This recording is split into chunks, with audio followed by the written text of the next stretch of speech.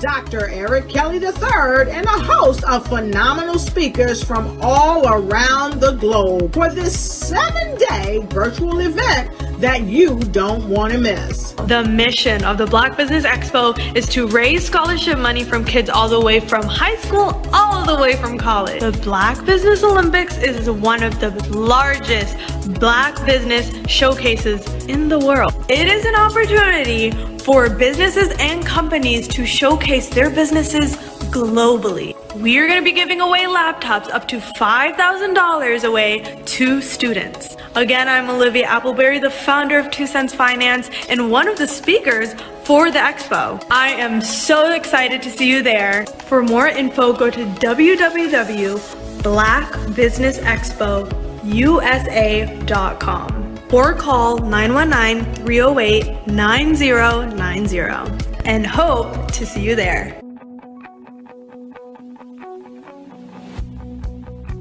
I am Black Business. From the moment I wake until the time I sleep. Yes, I am Black Business. I am Black Business. Tell me, are you Black Business? I am Black Business. Do you support Black businesses? Listen, I support Black business because I am Black Business. Black Business Expo, one of the largest business showcases in the history of Black business in the world. The world! Sign up today at www.blackbusinessexpousa.com or call 919-308-9090. I am Black Business. I am Black Business. From the moment I wake until the time I sleep, I am Black Business. I am Black Business. Are you Black Business? I am Black Business. Do you support Black businesses? I support Black business because I am Black business. Black Business Expo, one of the largest business showcases in the history of Black America in North Carolina. Sign up today at www.blackbusinessexpousa.com or call 919-380-9090. I am Black Business.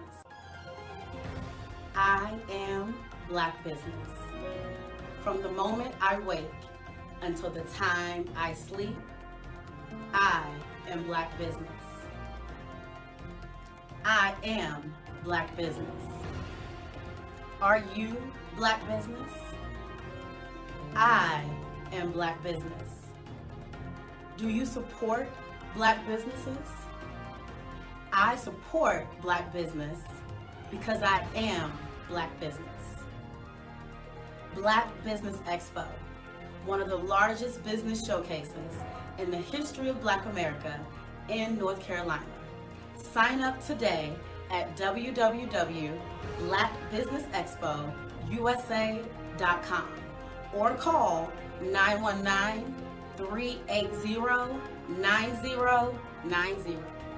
I am Black Business. I am Black Business. From the moment I wake until the time I sleep, I am Black business. I am Black business. Are you Black business?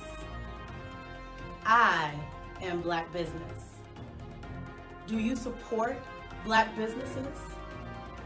I support Black business because I am Black business.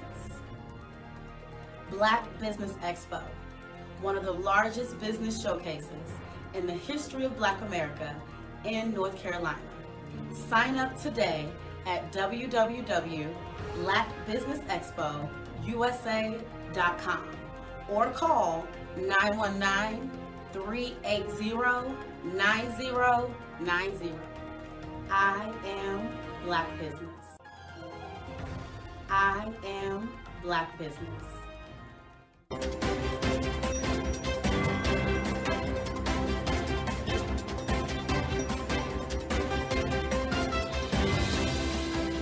I was born in a little village on the island of Haiti.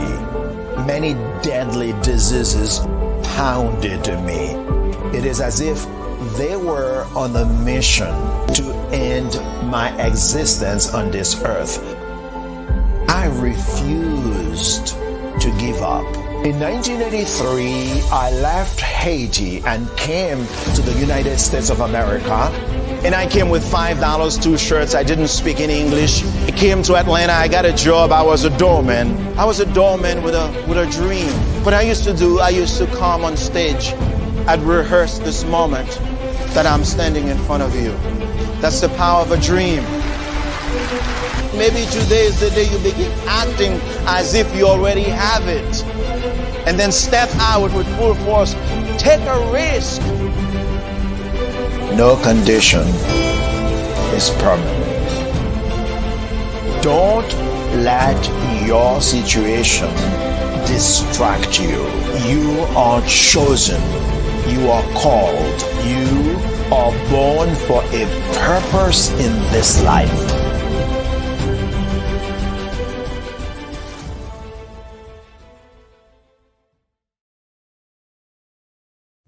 Cash flow. 5, 10, 10, 75. I use the cash flow app to keep track of my charities. Cash flow 5, 10, 10, 75 helps you manage expenses, helps keep track of charitable giving, helps you save your money. Cash flow 5, 10, 10, 75. Download it today. Cashflow 5, 10, 10, 75 would like to wish the Cyber Bears good luck in this year's first robotics competition. I am from Washington, D.C., but I was raised in Durham, North Carolina. I came to Durham when I was about 5 or 6, and then I traveled back and forth to D.C. because it's where my people are from. One of the unique things about my family is my mother, she's also an artist. She does quilting, and she does a lot of artistic things. And then my son, he draws with both hands, his right hand and his left hand like I do. So that's kind of a family trait. And then my other son, he's a videographer, and my daughter, she works, she's a regional vice president for Sunglass Lab. When you start out drawing and sketching, you want to continue to explore, each avenue. I do pastels, I do pen and ink, I do painting, I do acrylics. I haven't done oils yet, but I try to do all facets of art. What I say to a lot of times to people is, you can't put yourself in a box when you're an artist. You have to explore. And over the course of my life, I've tried to explore different mediums. I also do sculpture as well. I choose my subjects by the intensity that they have in their faces, or the intensity that somebody is moving, because I do more than portrait drawings. I also do I do abstract, and then I do figurative drawing also. Well, what happened in this particular show is that I started out trying to come up with something that would be a little bit different than what everybody else is doing. So I was working on a Barack Obama show, and they wanted me to do some paintings of Barack. And so what I did was, because of the deadlines, I kind of did it kind of fast. And then I realized when I was doing it fast, I enjoyed it. And so then I started doing other pieces the same way, and I started to enjoy those pieces also. And so I came up with this particular style, and it's a style of lines and colors.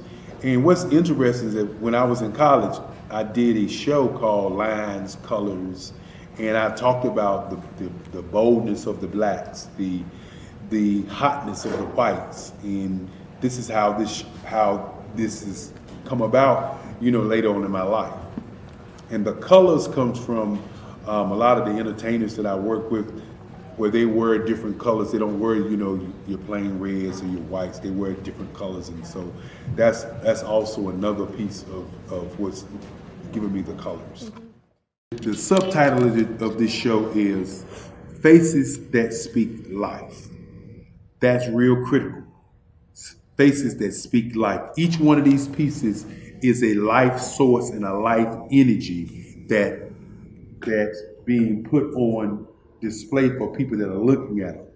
I always say in terms of my art, it's not important that I draw them. It's important what you get out of what I draw.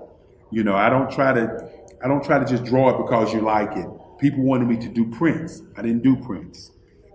People asked me to do different people, but the people that I choose are people that make a difference in the lives of people in the world. So the human landscape idea was, again, as I say, the lines represent your emotions, it represents your ideas, and it represents your journey as a human being. And that's why you get the different pieces and the different looks. And as you notice, I try not to do one look that looks alike another look. And that's what's the most important part of this show. Hello, I am Dr. Eric Kelly III, the visionary strategist and founder of the Black Business Olympics. I invite you to showcase your Black-owned businesses on the Black Business Network global stage. The Black Business Olympics is a global Black Business Network platform that propels Black-owned businesses into the international spotlight. By showcasing your business on the Black Business Olympics platform, you can reach a worldwide audience of potential customers, partners, and investors. You can also establish yourself as a thought leader and expert in your field, attract lucrative partnerships, and more speaking engagements. In addition, the Black Business Olympics platform provides a valuable opportunity to connect and collaborate with like-minded entrepreneurs and business professionals from around the world. This can lead to new business opportunities, ideas, and relationships. Finally, by sharing your story and expertise on the Black Business Olympics platform, you can inspire and empower others. This is a powerful way to make a positive impact on the world and leave a lasting legacy. If you are a Black-owned business owner, I encourage you to seize the opportunity to showcase your business on the Black Business Olympics platform. It is a once-in-a-lifetime opportunity to make an indelible mark on the world. Be one of the 1,000 visionary entrepreneurs who are changing students' lives, shaping industries, and leaving an unforgettable legacy for their families. Unleash your voice on our global stage and watch your business thrive. Black Business Olympics is one of the largest Black business showcases in the history of Black business in the world. Yes, the entire world. Just give me a call today at 919-308-9090.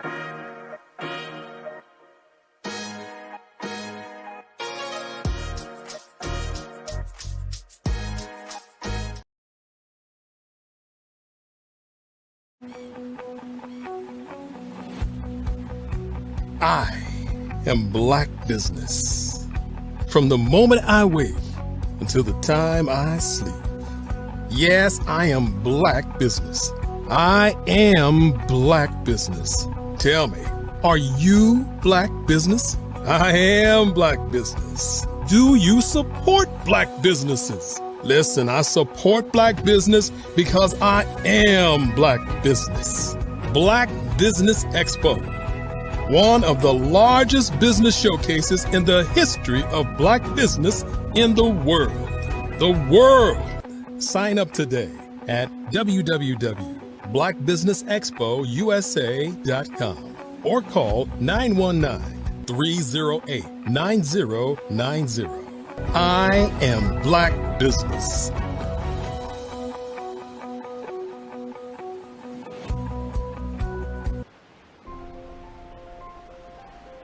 What if you could build your own city?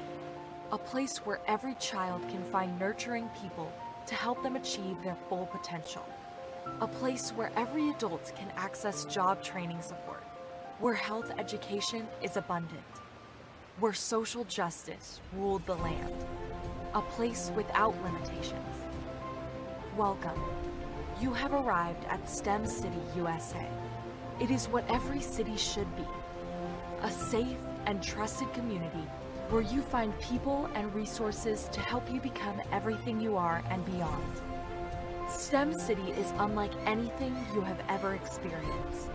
It is a digital twin of the world around you, only better. STEM City is about energy and soul renewal. It is more than a digital world. You can almost feel the power of live cultural events, music, and theater. STEM City promises a better future for children with caring mentors and hands-on activities with dedicated tutors to support our youth. STEM City is your passport to a healthy lifestyle with weekly events addressing our community's many issues. STEM City is your financial well-being with helpful information on wealth management, career advancement, job training, and so much more. STEM City is the community you deserve. It is the city where your dreams can come true. STEM City USA, a place in the sky that is accessible to all who reach for the stars.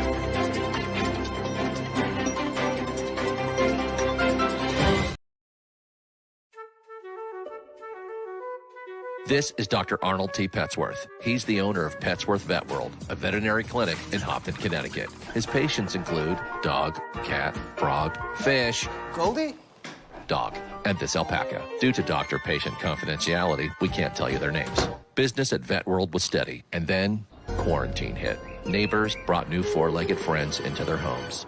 Bunnies. Bunnies everywhere. Dr. Petsworth welcomed these new patients with open arms. The only problem? There were more appointments than he could manage. That's when Dr. Petsworth turned to his American Express business card, which offers spending potential that's built for his changing business needs. He decided to hire a new assistant, Julio, and with spending power built for business purchases, he used his card to furnish a new exam room. Together, Dr. Petsworth, Julio, and American Express Business made sure all the pets of Hopton got the love and care they deserved. And everyone was happy. Get the card built for business by American Express.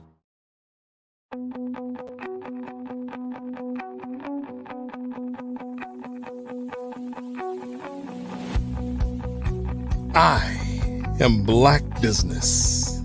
From the moment I wake until the time I sleep. Yes, I am Black Business. I am Black Business. Tell me, are you Black Business? I am Black Business. Do you support Black businesses? Listen, I support Black business because I am Black Business. Black Business Expo, one of the largest business showcases in the history of black business in the world. The world! Sign up today at www.blackbusinessexpousa.com or call 919-308-9090. I am Black Business.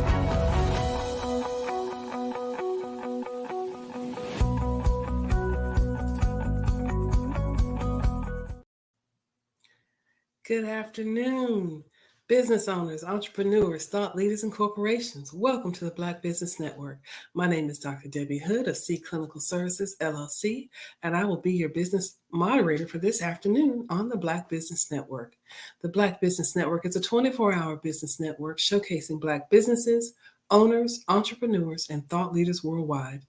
We have speakers from North Carolina, London, Singapore, Africa, Japan, and cities all over the United States.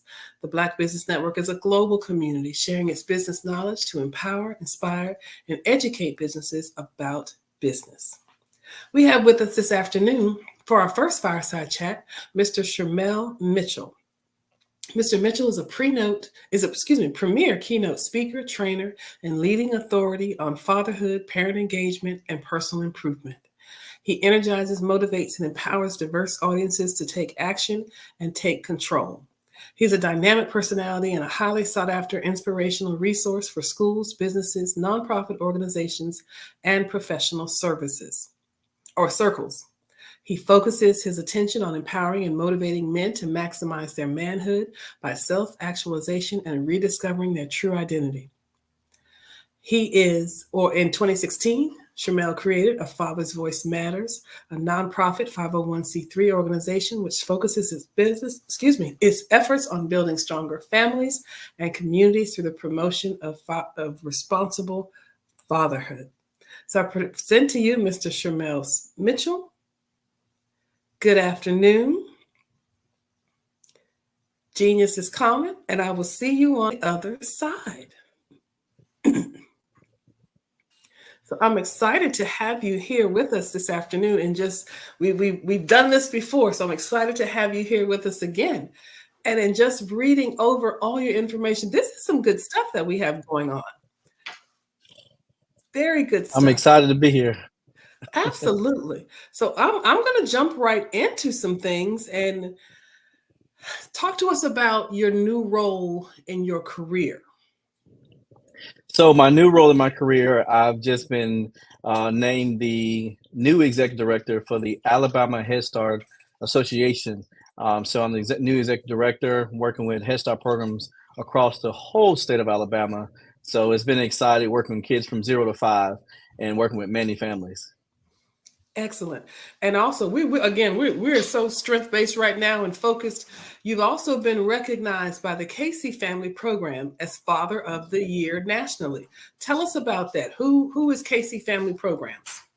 Yeah, so Casey Family Programs they are a dedicated, influencing long-lasting improvements in the well-being of children, families, and communities. And so Casey Family Programs prioritize the voices and insights of those directly impacted in the system. So anybody who's been in the welfare or child care system in any span, they advocate and support those children and getting the voices, make sure their voices are heard. Okay, and I believe I was looking at another question. I believe you just told us what the governor of Alabama just appointed you to. That was... Yeah, so here in Alabama, Governor Kay Ivey appointed me to be one of the board members from the Children Trust Fund, Child Abuse and Neglect Prevention. It's called CTF, and so that's been really exciting. My fierce leader, Sally Longshore, all these guys just got me on that, and I'm excited to serve the citizens and be the voice for parents all over the state of Alabama. So tell us a little bit more about the Children's Trust Fund and how you originally got involved. So how I got into Children's Trust Fund, being a father myself, I was a struggling single father. I have 2 beautiful children, and I came in actually as a job opportunity as a program coordinator. And so I started there. In 1 year, I became an executive director. And so from there, began to just push the voice of fathers. We worked with fatherhood initiatives, working with families, and also working with mothers. And so the Children's Trust Fund of Alabama gave me the opportunity just to grow and also grow in my business and really push my nonprofit, A Father's Voice Matters. And it's just been so exciting to be a part of the voice for fathers, because sometimes fathers get missed. And so just being able to stand and be a strong Black father representative for many men across the state of Alabama. So what do you find most fulfilling about what you're doing now? The most fulfilling thing is I love people.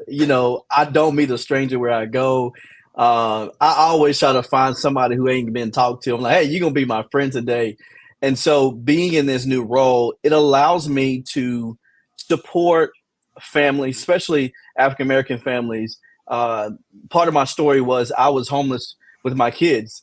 And so the Children's Trust Fund had the resources and the support to really help me build myself as a strong Black father. And that is my why. I love this role. I love working with kids. I'll tell all adults all the time, if I see kids in the room, I'm not talking to adults. I'm going to hang out and be kids, because guess what? They help me feel young. So that's why I love it. Excellent. Tell us about, maybe highlight for us a memorable project or accomplishment. You've got so many, but give us something that really stands out. Well, I think the Fatherhood Award through Casey Family Programs was the new biggest thing for me, because sometimes when you're doing the work in your business and you're the CEO and you have all these things on your plate, you're meeting people, you're talking to people, and my goal is to support families.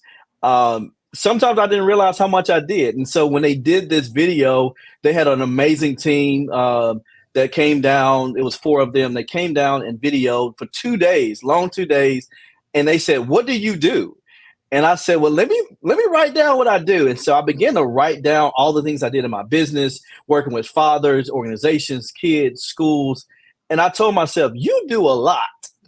And so that was a moment for me to really just say, wow, my business and what I've learned through other business owners has allowed me to make a big impact in the state of Alabama. And so that was a big thing for me, and getting that award. My kids were there, and so it was exciting for my kids to be there. And the one thing I did was memorable for me was I actually gave that award to my children.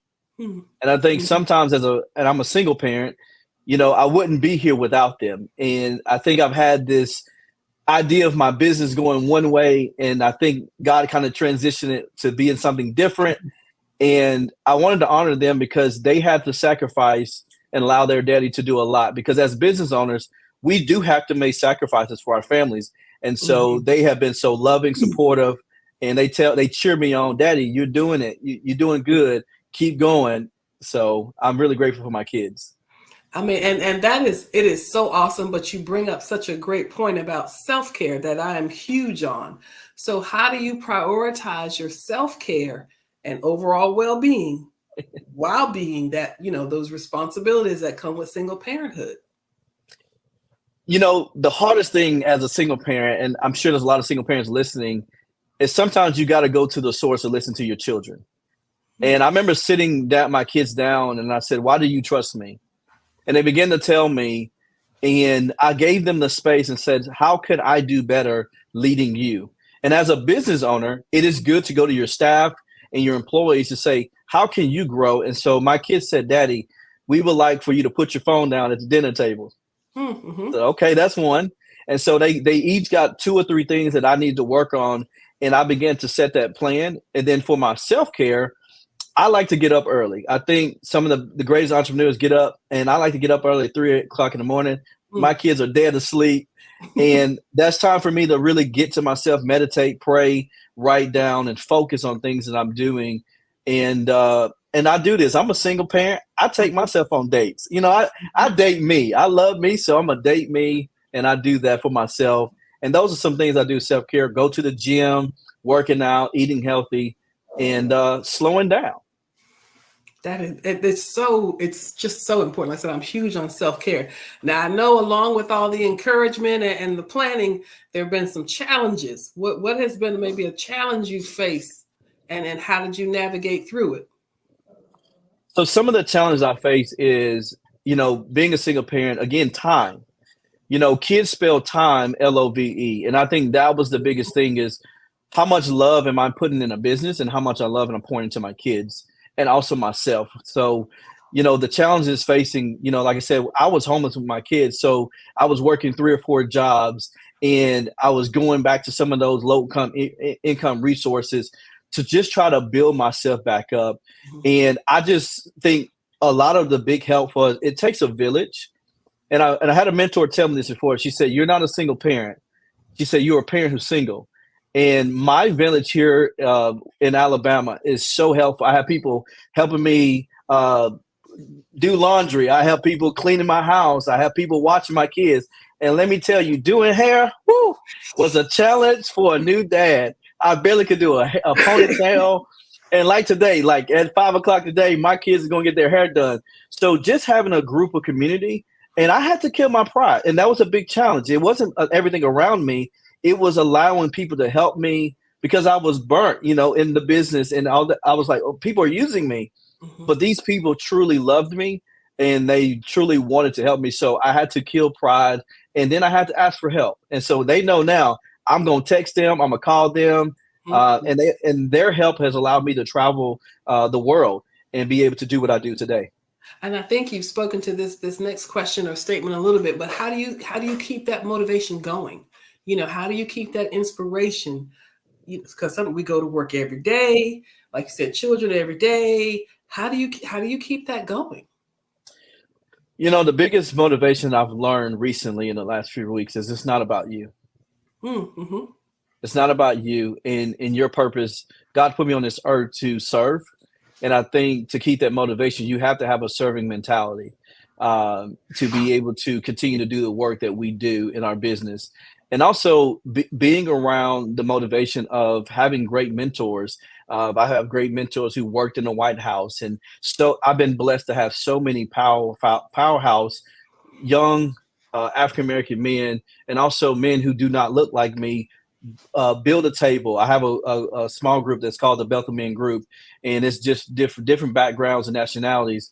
And we're in there, and they were able to train me and be able to walk through these challenges. But they motivate me and say, "Hey, I know you're young, but we're learning from you too." So having that conversation with them has been great. Mm-hmm. And again, I think you've spoken to this a little bit, and you talked about that support system and that tribe, if you will. How have you been able to build that, not only for yourself, but also for your children? Well, doing my business, when you're working with families, sometimes you think that you're there to support and help them. But what I love about my business is we allow our family to pour back into us. And so I think over the years in my business, I've been able to build the relationships. And I think that's the key. When you're building strong relationship, it's not a business anymore. It is a real family. And I think that village started there. I used to be an after school director in the school systems. And I believe kids has been away from me. I've been able to mentor kids who lost their fathers. I've been able to step in for kids of all different races. Moms will call me and say, "Hey, I'm having trouble with my kids. Can you be that?" And so our business has been able to be mentorships and guidance, but also too, I've been able to mentor men who are older than me and say, "Hey, I don't have a good relationship with my children. Will you teach me?" And that's kind of how the name I got, the parent guru, and the child guru was I knew how to connect with kids and families. So, and I know a lot of your work, if not all of your work, is focused is on fatherhood and men. But you've mentioned the women. How do women and maybe those single mothers respond to you? I think I always tell moms, and I'm gonna say it here: moms got a superpower that men just don't have naturally. Mm-hmm. And I believe that I teach my fathers, hey, let's respect our mothers. Let's respect the superpower they have. But also teach our moms too, hey, let's respect the father's superpowers. And I think just being able to be there for moms, I do a lot of co-parenting too. And so being able to teach two different parents how to communicate with one another. Mm-hmm. And so I think that's how I've been able to support moms, because we say, dads, without mom, there's no kid, right? And so being able to put these strategies in place through our business to support fathers, but also our mothers feel supported and make sure they feel heard, making sure that dads understand that there's a lot go into it. Because I know when I literally did this for one of my business meetings, we took down how much I spent on my little girl's hair. And I was like, wow, this is how much I spend. And so helping dads see both perspectives and seeing we can come together as a family. Yeah. And if you could offer that piece of advice, maybe that one piece of advice to single parents in general, male or female, what would it be? For my fathers, I always tell them, a father present is so much stronger than a father absent. Mhm. And even if you are present in a home, you got to be present, being intentional. And so going through that process, and that's what came out of it, was my book, 31 Prayers for Single Parents. And in that book, I began to show strategies of why it's important to be present. And even for our moms, you got to be present. I know all the weight is on you if you're a single mom and you're taking care of a lot of responsibilities, but you can get through it. You got to be able to put some strategies in place and get a community. I tell people all the time, do not go through life being ISO, independent, stubborn, and on your own, because it won't work. Okay? So it goes right against the whole tribe and village mentality. It does. You're out there on your own. Okay. And you just mentioned your book. Talk to us about your book, 31 Prayers for Single Parents. What was the inspiration? So it's right here, 31 Prayers for Single Parents. We have been so excited. We just released it the first of the year, January, and we have hit #1 new release in the single parents category. So we're still to today on the #1 of the charts. So that's been great. The book was it came from all of my struggles as a single parent. And I remember I used to date and try to figure things out. I'm like, oh, I need some help because I can't do this by myself. But I had a moment, I sat with myself and along with looking at my business, I said, it's time to accept the season you're in today. And today you are that parent who's single. Mm-hmm. And the book was written from a perspective of helping single parents all over the world, globally, to just accept where you are and build the strengths that you need to go on as a single parent. And so we built this from the financial perspective, from the self-care, and I began to show people through my prayers, but also through strategies that we can use every day in your business, in your daily, what you're doing daily at home, to really build yourself to stay strong as a single parent. And you see me over here writing, I'm taking notes. So I literally taking notes. Give us one of the titles in your book that you think addresses a common challenge for single parents. I'm so glad you said that. I was flipping over today, is looking. It says to make, so this is day 1 that we give. It's strength to make each day count. Okay. And I'm gonna pause right there, because if you ever been a single parent, it gets tiring when you're doing it alone. Not everybody understands what you're going through. And so sometimes you get weak. And so what I love about the first chapter is I want people to know that every day counts, even in small wins or big wins. And I love this verse from Joshua 1:9. Have I not commanded you? Be strong and courageous. Do not be afraid. Do not be discouraged, for the Lord your God will be with you wherever you go. And that verse and that history of that word for me was keep being strong. I know you're tired. Keep pushing through. And I think single parents need to hear that. Don't be afraid. Don't be discouraged. You're going to make it through. Your business is going to go well. And that's some things that I had to learn is I had to take each day and take those wins day by day. Okay. Tell us again a little bit more about whether it be the topics in your book or some of the challenges. What's the range there? So we talk through as a single parent, how do you focus on your finances? We give strategies on putting in plans. We even give strategies on self-care. We know self-care. When we hear self-care, it's like, what does that mean? Like sometimes parents feel guilt and shame just for taking a moment. Maybe telling my kids no. I had to learn that. Hey, you got to say no. Or for my business as a CEO, I have to tell my staff, today is not the day. I have to take a moment. Mm-hmm. We actually go through co-parenting. And I think that's one thing that gets really missed. How do you communicate with a person? But also, too, through my experience, I worked with a lot of kids who lost a parent or a parent did not show up. Mm-hmm. And so we begin to walk people through my book of how do you deal with a parent that may not come back? How do you deal with those emotions that your child is going to deal with?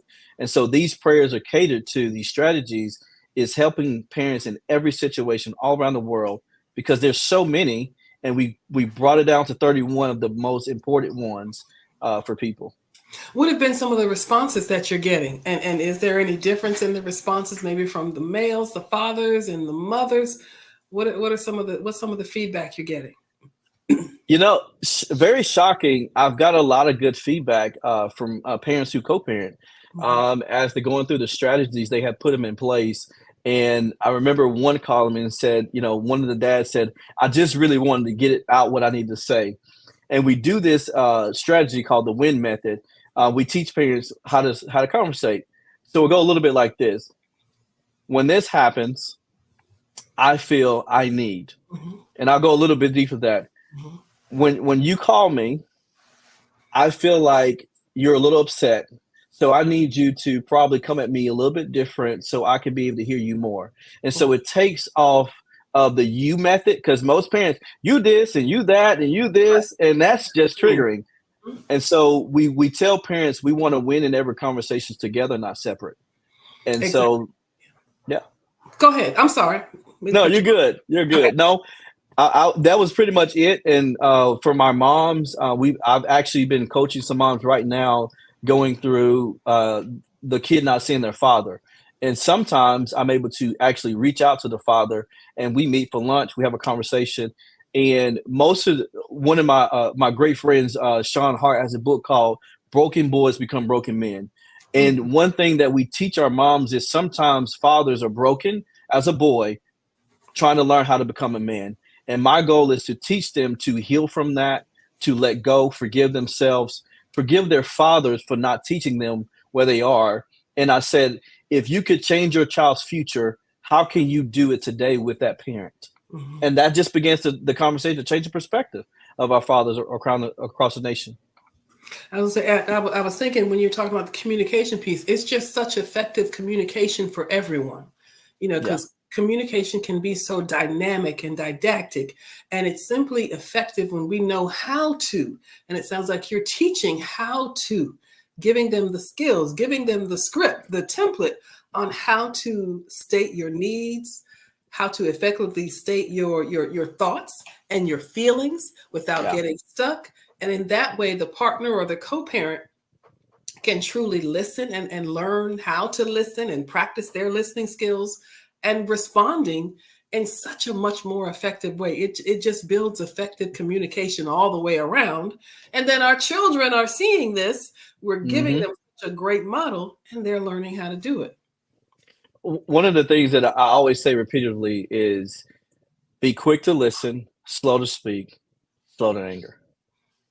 And you have two of these and one of these. And I have to learn that for myself as a co-parent, because we always have an answer to respond, but sometimes we got to have ears to listen to learn to respond. And I've learned that over the years, even with my staff and as a business owner, sometimes people can have great ideas if you listen to them and you don't try to connect them. And that could be your next big business break. I've learned to listen to a lot of kids because they have been the reason why I've created everything I've been doing to this day. And my chosen population has always been children and adolescents. And I find that when you do talk to them and when you listen to them, it's such a teachable moment. It's such a learning experience, and I've worked with children in the juvenile justice setting. And oftentimes I would ask them, what do you say? What do you want? I know what whoever they are, I know what they say, I know what's written on the paper, but tell me about you. And a lot of times I found they couldn't answer that question. Whether it be because they hadn't been taught the skills or no one had ever even asked them and then waited for the answer.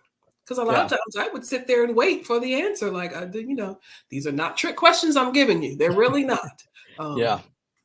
So it's wonderful. Go ahead. And I'll share this. We're getting ready to release this, but what you just said, we went ahead and started in our business. We have this game that it's called Emotions You Know. And this game is really catered to helping kids through their social emotional learning. And so we talk through a lot of people, and just a little bit of research behind it is a lot of kids never been asked a question, how do they feel? or they never been shown how to do it with the feelings they feel inside. And so that is something we're releasing here in the summertime. So we're excited to reach that. If you want to know more, is you can go to Tremel.com, and all the information will be there about our book and this game. That is great, because again, I think exactly what you said. A lot of children haven't been asked, and they don't know how to answer, and they have learned different ways to answer or react to things out of that survival mode or out of that crisis mode. So it's up to us to help to teach them and give them the model. All right. And again, with your book, maybe give us one of the titles that really has impacted you, or maybe that means the most to you. One of the titles is Health and Well-Being of Your Children. And, when I became a business owner, I took a leap of faith. And a little bit about my story. I was homeless with my two kids. We were homeless for 3 months. Life was really hard, going back to low income resources. And, as I began to build myself in my business, I worked so hard to get there. And I remember my son looks at me, he says, "Dad, I need you." That's powerful. Mm-hmm. And so many times we think that the hustle and bustle is going to get that freedom, and money does help with that. But I remember this part of the chapter I wrote because I need to make sure that I'm checking in with the health and well-being of my children. How do they feel? Asking them questions. And then this part of the book, we begin to break down how to ask your kids certain questions, how to be there for them, but also their social emotional learning. What do they feel? And part of mine is my kids to this day, they haven't seen their mother in a long time. And so that has been hard. We're in counseling constantly. And so I got to make sure that I put my business first and my children first. And I got to make sure that that is not overlapping each other. And so that's something that's been helping me. And on that note, we've talked about the professional, the author, the books.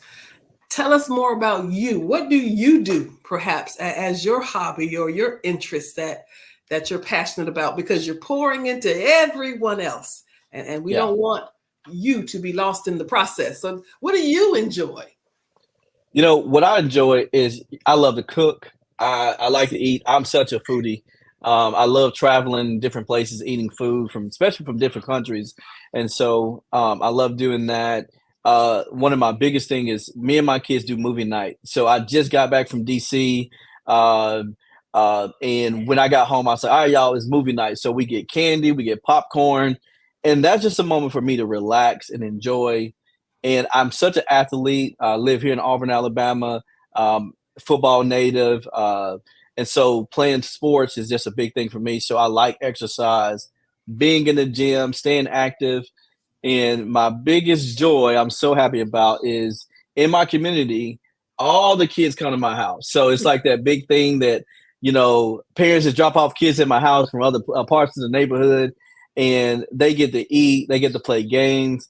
And I get to be a kid again because I be kicking their butt on that Madden and all that. Kids just win. We don't let them win. Yeah, we don't let them win. So I always get excited to let them know I'm still young.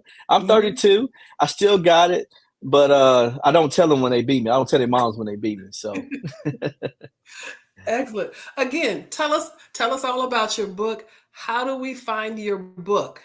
Because again, I got my pencil. I've been writing notes. Well, listen, it's so easy. It's like the title. It's 31, the number 31, prayersforsingleparents.com. Or you can type in my name, Tremel, my first name.com. So there's two ways you can get it. They both lead to the same place. And Tremel.com has more information on my games, my books. And I'm also a speaker. So anytime you need somebody to come speak, you can find all my information there. And what I love about my site, I do one-on-one bookings with people. I love meeting new people, like I said. And everybody gets a chance not just to go to an email. You get to have a face-on-face, one-on-one with me at any time. I do parent training through the book. And so that's how you find it. And it is on Amazon. And here's one more thing. For National Parent Leadership Month through the Children's Trust Fund Alliance is coming out in February. And so I'm going to be giving a special price in February to all single parents. I'm going to tell you now, we're going to give you that free download. Okay. We want to reach 1 million parents. My goal this year is to reach 1 million single parents. And in February, you want to go to that site in Amazon. We're going to give you the free Kindle for free. Okay. We're not worried about the price. We're worrying about getting it to the hands of single parents, because guess what? We want to help people. That's what I got in the business. I got in the business to help people and develop people and see people grow. So be looking out for that. Absolutely. And you see, I'm writing stuff down. I literally I'm writing it down. Okay. Write it down. Because I didn't want to miss. Yeah, and I'm glad you said that. National Parent Leadership Month. That's important. So that is the month of February, because we know certain months have certain things going on, and we do not want to overlook or admit it. So National Parent Leadership Month, the month of February. Mm-hmm. Okay. Yep. Excellent. Anything else we need to know about that? Because I myself will be on the lookout for the free Kindle download, and I've already got the website and the book title. So, well, if you're looking for more for National Parent Leadership Month and you want to hear more about it, that is ctfalliance.org, ctfalliance.org, and we're going to have it on our website too. So you can visit Trammell.com. We're going to have all the information there. You don't want to miss it out. Hey, go follow me on social media, on Facebook, Instagram. We are constantly posting things. And if you reach out to me and you said, hey, I was on the Black Business Network, I want to highlight you on the national page. So you send me a personal message and I want to highlight you, because I believe all parents, building the pieces together, parents should be recognized. You are the hero that your child needs. And that's why I believe National Parent Leadership Month is so big in the month of February. That is awesome. And I mean, again, this is such wonderful information. We know how to reach you. We've got the website information. We've got the book titles coming out. So we just want to thank you for coming on with us. We hopefully will have another opportunity. And any closing remarks? This is what I want to say. You see it on my back. Is build yourself, refill yourself, become yourself. And one of the things that I want to remind parents, if you listen to me, is build yourself, build who you want to be, refill yourself with the right things, and become yourself. And lastly, when you do all of that, be sure you push. 31 Prayers for Single Parents is built to pray until something happens. Don't give up. Keep moving forward. And I'm proud of you. You're an amazing parent. You are the national parent leader we need. So let your voice be heard. Thank you so much, Trammell. We just appreciate you so much. Thank you again. Just thank you. Genius is coming, and I'll see you on the other side. We do want to thank the Black Business Expo and remembering that the Black Business Expo's mission is to raise funds for our high school seniors going to college or our K through 12 entrepreneurs. This expo is a fundraiser for students, so please go to www.blackbusinessexpousa.com to donate to the scholarship fund, or use the Cash App that you see on the screen below, and with that being $BBX USA. Our goal is to give laptops and up to $5,000 to 10 students. Students, you can also register at www.blackbusinessexpousa.com. Every dollar counts, so we want to remind you to donate to the scholarship fund. We do want to thank our Black Business Expo USA sponsors for January 2024, NC100, Moody Capital Partners, Suede Soul, The Hello LLC, Lotus Roche Coaching and Training, Carolina, Virginia Minority Supplier Development Council, Step Management, 5-Star BDM Media, Barbara H. Smith, LLC, Margie McLean Foundation, Incorporated, Genius is Common, Earth Essentials, Milani Shawnee Global, Executive Women Success Institute, The Quality Coaching Company, Superwoman Business Services, Creative Force Studios, Lee Entertainment, Artistic App Design, and the Black Business Expo USA. Genius is common, and I'll see you on the other side.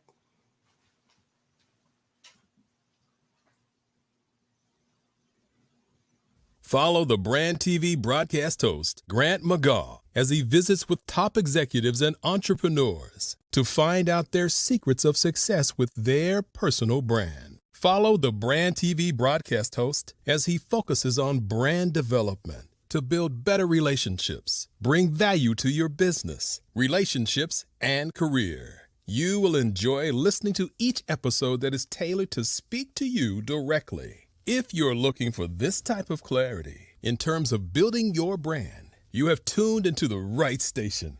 Each episode will help you to shape a conversation in the 5-star BDM network of 20,000 professionals and become a springboard for your corporate engagement and business opportunities. Each guest will frame their story in the areas of personal branding, business development, career development, financial empowerment, and technology innovation.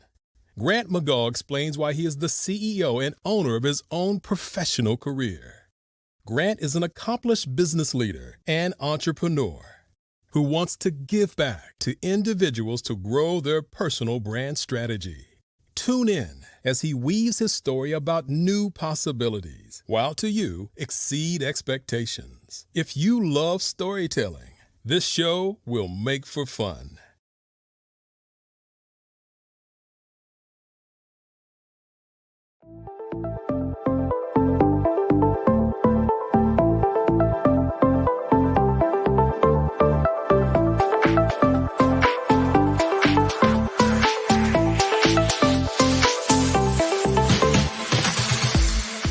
You need to be messaging and communicating to a lot more folks and getting them committed to you as a brand and feeling that you are trustworthy, as a subject matter expert, and for their needs and their pain points. That says, look, here are my pain points. Here's the problem that I have that I don't want, or the benefit that I want that I don't have. And Grant and Sydney understand that and are giving me information to be able to assist, in my eliminating those pain points.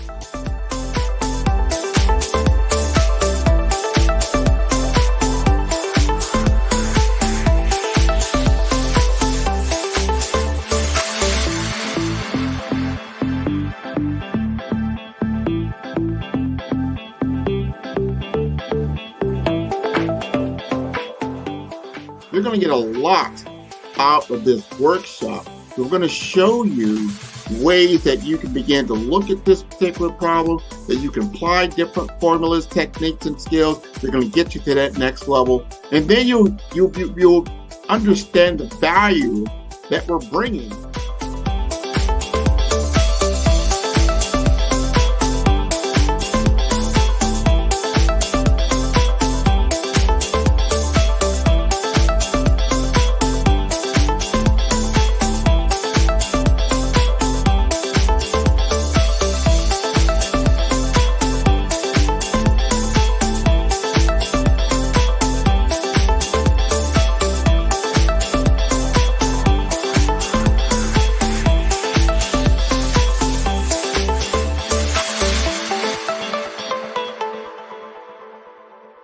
Phenomenal Tanya T. Wise, who is here from the great state of Maryland. Tanya, welcome and thank you for being with us today. Can you indulge our audience a little bit and tell them just a little bit more about who you are and what it is that you do? Well, I love being able to talk to people and have a magnetic attitude, being able to just show them. So I always like to say, level up is Coach at Tanya T. Wise here.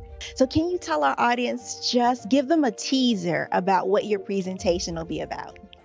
So my philosophy is that we should all be living our dream life. So tomorrow I'm going to talk about how you start living your dream life. What are some of the things that you thought about in your childhood that you just kind of let go and dormant? Wow. And I want to reignite that and just give you some pointers and some tips, some tools, some strategies to be able to start living your best life now. And guess what, Wanda?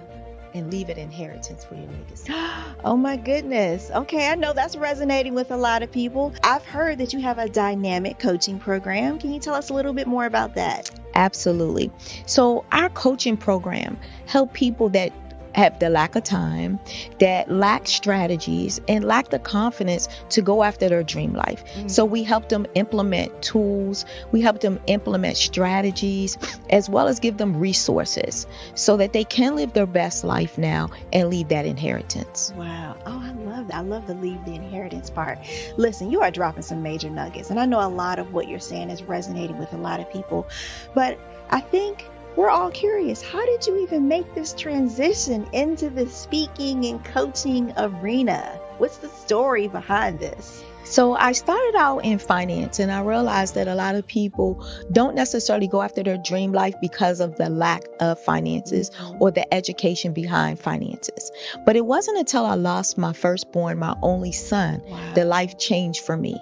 And where I was going after it all, living the corporate life, hit my 6-figure income, and living in my dream house with my dream man, driving my dream car.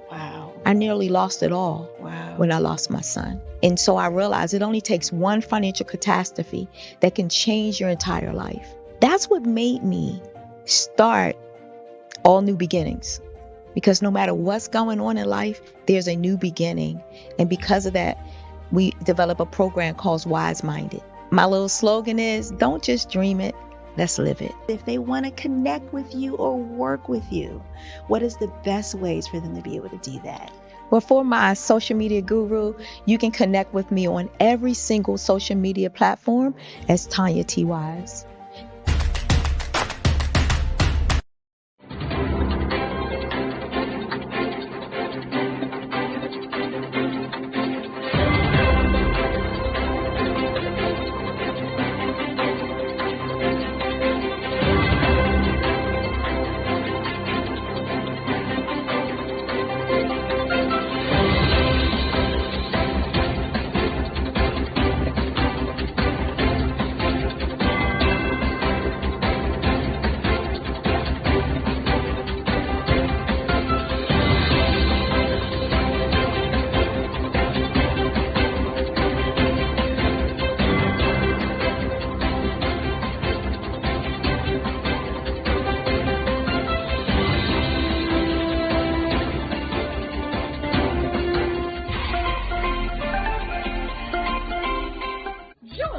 Dr. Eric Kelly III and a host of phenomenal speakers from all around the globe for this 7-day virtual event that you don't want to miss.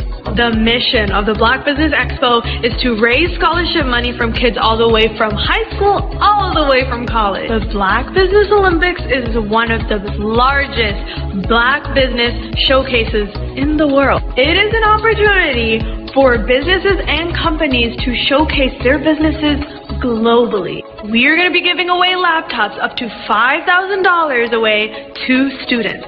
Again, I'm Olivia Appleberry, the founder of 2 Cents Finance and one of the speakers for the expo. I am so excited to see you there. For more info, go to www.blackbusinessexpousa.com or call 919-308-9090 and hope to see you there. I am Black Business. From the moment I wake until the time I sleep. Yes, I am Black Business. I am Black Business. Tell me, are you Black Business? I am Black Business. Do you support Black businesses? Listen, I support Black business because I am Black Business. Black Business Expo, one of the largest business showcases in the history of Black business in the world. The world! Sign up today at www.blackbusinessexpousa.com or call 919-308-9090. I am Black Business. I am Black Business. From the moment I wake until the time I sleep, I am Black Business. I am Black Business. Are you Black Business? I am Black Business. Do you support Black businesses? I support Black business because I am Black business. Black Business Expo, one of the largest business showcases in the history of Black America in North Carolina. Join Dr. Eric Kelly III and a host of phenomenal speakers from all around the globe for this 7-day virtual event that you don't want to miss. The mission of the Black Business Expo is to raise scholarship money from kids all the way from high school, all the way from college. The Black Business Olympics is one of the largest Black business showcases in the world. It is an opportunity for businesses and companies to showcase their businesses globally. We are going to be giving away laptops up to $5,000 away to students. Again, I'm Olivia Appleberry, the founder of 2 Cents Finance and one of the speakers for the expo. I am so excited to see you there. For more info, go to www.blackbusinessexpousa.com or call 919-308-9090 and hope to see you there. I am Black business. From the moment I wake until the time I sleep. Yes, I am Black business. I am Black business. Tell me, are you Black business? I am Black business. Do you support Black businesses? Listen, I support Black business because I am Black business. Black Business Expo, one of the largest business showcases in the history of Black business in the world.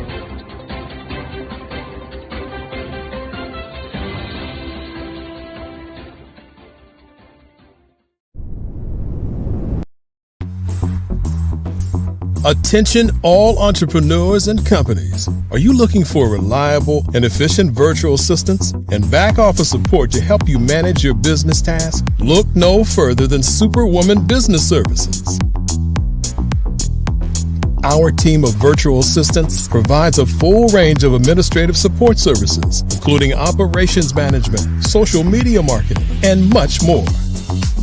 We also offer website design services to help you create a professional online presence that reflects your unique brand. In addition to administrative support and website design, we offer business development and structuring services to help you grow your business and achieve your goals.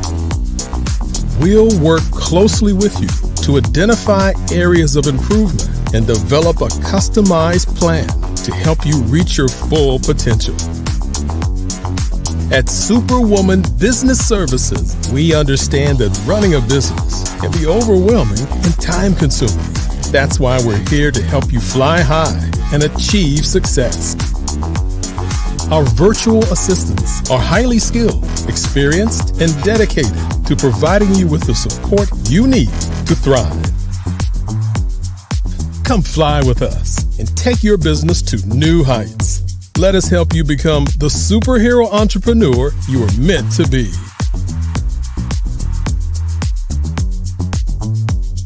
Contact Superwoman Business Services today to learn more about our back office support services. Come fly with us and take your business to new heights. I was born in a little village on the island of Haiti. Many deadly diseases pounded me. It is as if they were on a mission to end my existence on this earth. I refused to give up. In 1983, I left Haiti and came to the United States of America. And I came with $5, 2 shirts. I didn't speak in English. I came to Atlanta. I got a job. I was a doorman. I was a doorman with a dream. What I used to do, I used to come on stage. I'd rehearse this moment that I'm standing in front of you. That's the power of a dream. Maybe today is the day you begin acting as if you already have it. And then step out with full force. Take a risk. no condition is permanent. Don't let your situation distract you. You are chosen. You are called. You are born for a purpose in this life.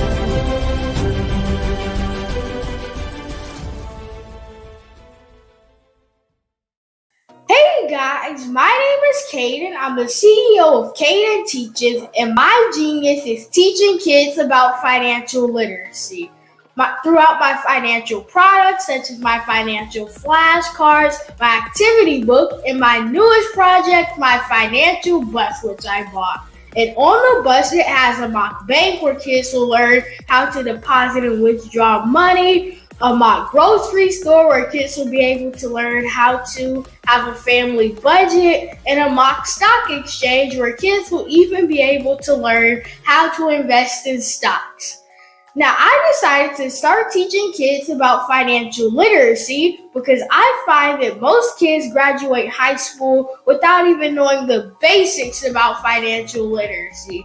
And I feel if I were to teach kids about financial literacy, that I would be able to help kids tap into their genius. And I actually learned about financial literacy to my dad because I would go to business meetings with him and I would always see that they were talking about financial literacy.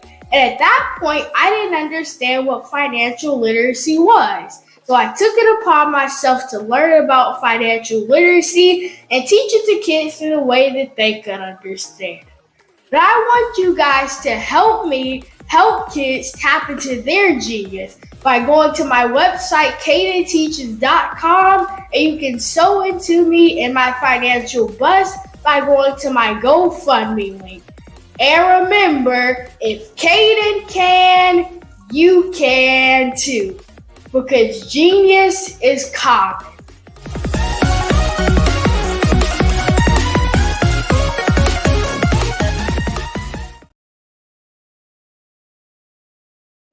Ladies and gentlemen, and fellow professionals, please allow me to introduce myself.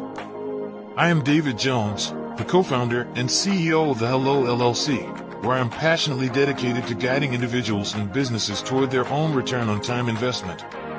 Time is my only competition. With over 20 years of experience as a corporate C-level executive, I bring a wealth of knowledge and expertise to the Hello LLC. My career journey has been marked by a relentless pursuit of excellence in marketing, strategy, and business management leadership.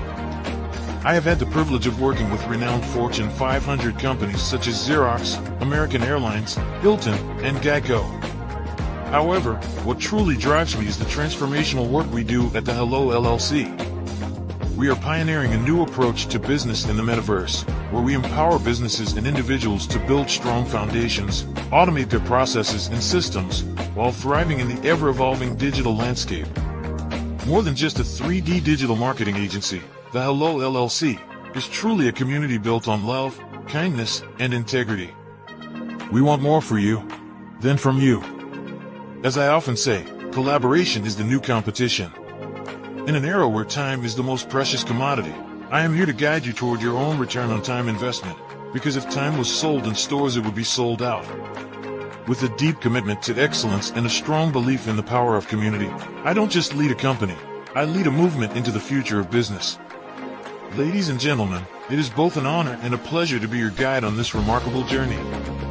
I am David Jones, and together, we will embrace a future marked by success, collaboration, and the transformative work we do at the Hello LLC.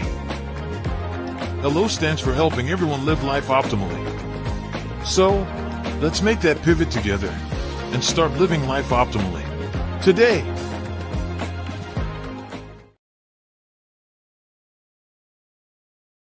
Are you a forward-thinking entrepreneur or business owner? The world is changing faster than ever, and it's time to pivot and adapt to the future. Hello LLC is here to help you do just that. Hello stands for helping enterprises leverage leading-edge optimizations. Our innovative solutions can streamline operations, reduce overhead costs, and give you a competitive edge in a market projected to reach $5 trillion by 2030. By pivoting to the metaverse, businesses can tap into a rapidly growing market that is projected to be a significant part of daily life for 25% of Americans by 2026. As a full digital metaverse agency, the Hello LLC can help you create custom solutions to streamline operations, increase productivity, reduce costs, and drive brand recognition. Why should you pivot to the metaverse with the Hello LLC? By leveraging cutting-edge technology, you can provide immersive experiences for your customers, expand your global reach, and unlock new revenue streams. Contact us today to make the pivot. Social media is evolving. It's more vibrant, more colorful, more energetic, and so are you. It's not just photos anymore. It's video, it's audio, it's subscriptions. And now there's Fanbase, a new monetized social network. Fanbase delivers the complete native app experience with full content monetization for every user. No algorithms that shadow ban your engagement or growth, and no ads.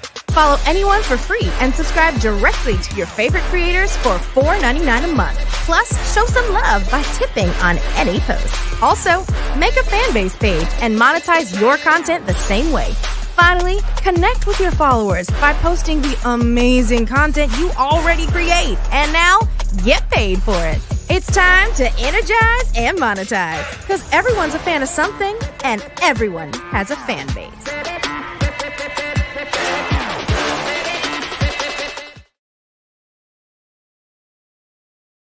Sometimes you got to hear the news from the Black perspective, and more specifically, Black publishers. And that's exactly why you have to download the Hey Tie app, the largest mobile app delivering breaking news, videos, and podcasts from 200 of your favorite Black publishers. Yes, 200 Black publishers delivering news as it happens, literally all in one app. Go to hayti.com or download the app in the Google Play Store or Apple App Store. It's completely free, along with information that you can trust, so go check them out.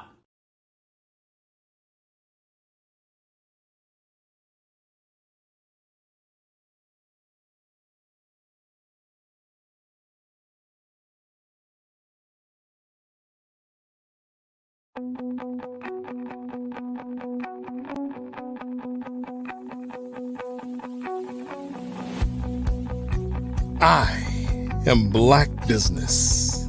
From the moment I wake until the time I sleep. Yes, I am Black Business. I am Black Business. Tell me, are you Black Business? I am Black Business. Do you support Black businesses? Listen, I support Black business because I am Black Business. Black Business Expo, one of the largest business showcases in the history of Black business in the world. The world! Sign up today at www.blackbusinessexpousa.com or call 919-308-9090. I am Black Business.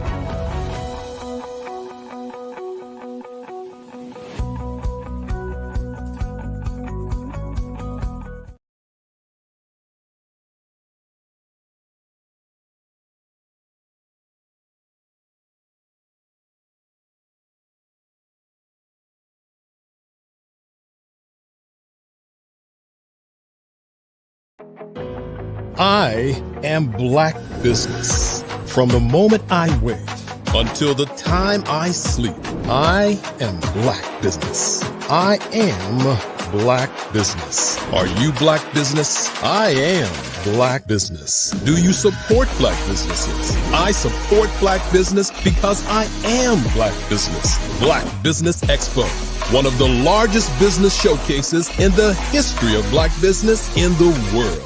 Sign up today at www.blackbusinessexpousa.com or call 919-308-9090. I am Black Business. Good evening, business owners, thought leaders, entrepreneurs, and corporations. Welcome to the Black Business Network. My name is Dr. Debbie Hood of C Clinical Services, and I will be your business moderator for this evening here on the Black Business Network.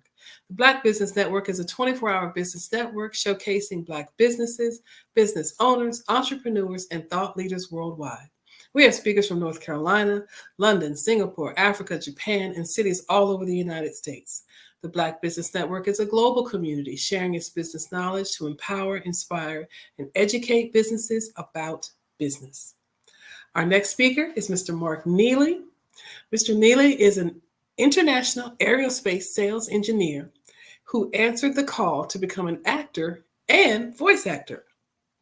Not giving up has led him to successful work in a wide variety of film and TV shows. From local advertising spots to Super Bowl ads, he has consistently been the voice of Fortune 500 companies for commercials, English language dubbing, ADR, major sporting events, video games, animation, and network promotions. A network of Marks has been working, or a passion, of Marks has been working with young students in San Francisco and Los Angeles, mentoring and reading with them. He's blessed to have his voice heard daily somewhere around the world on the TV or radio and streaming services, and giving back by showing young, dedicated voiceover professionals the road ahead. I present to you Mr. Mark Neely. Dr. Hood. Good evening. I saw you muted, and I said, "No, don't be muted." You came back. You came back by the this magic. Is live. It's the magic of Black Expo. Hey.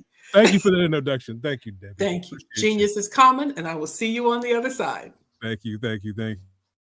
I'm trying to figure out how I'm going to have about my situation and my guest situation, because Mr. Mitchell, he's the first person I'm going to try to find tomorrow morning, and I'm going to ask him. I don't know if he's around, but do godfathers?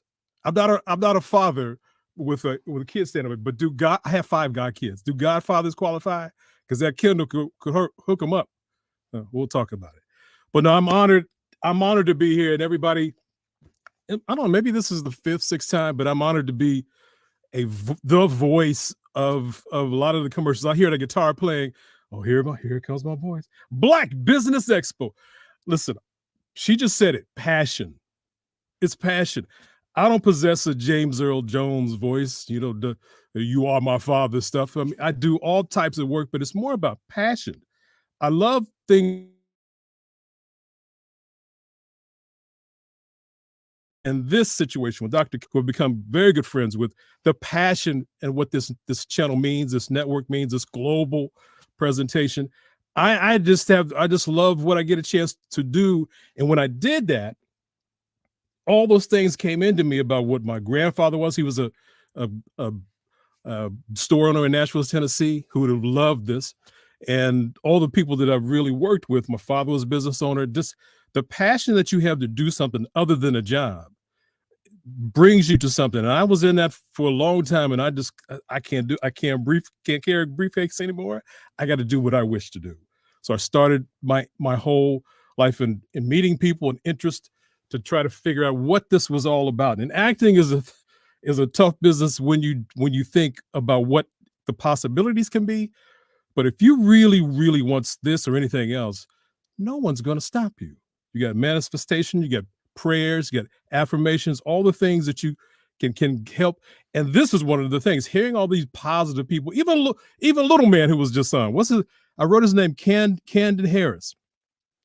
Think about his life and what it's going to be and what it is now. I didn't really get that independence. I got to do something until middle age. So all these things that I'm doing now, have the opportunity to do, are amazing. Just today, I was doing commercials for business in Copenhagen, Denmark. That's crazy. Coming up next month is Black History. I've got a lot of jobs to do for various companies there.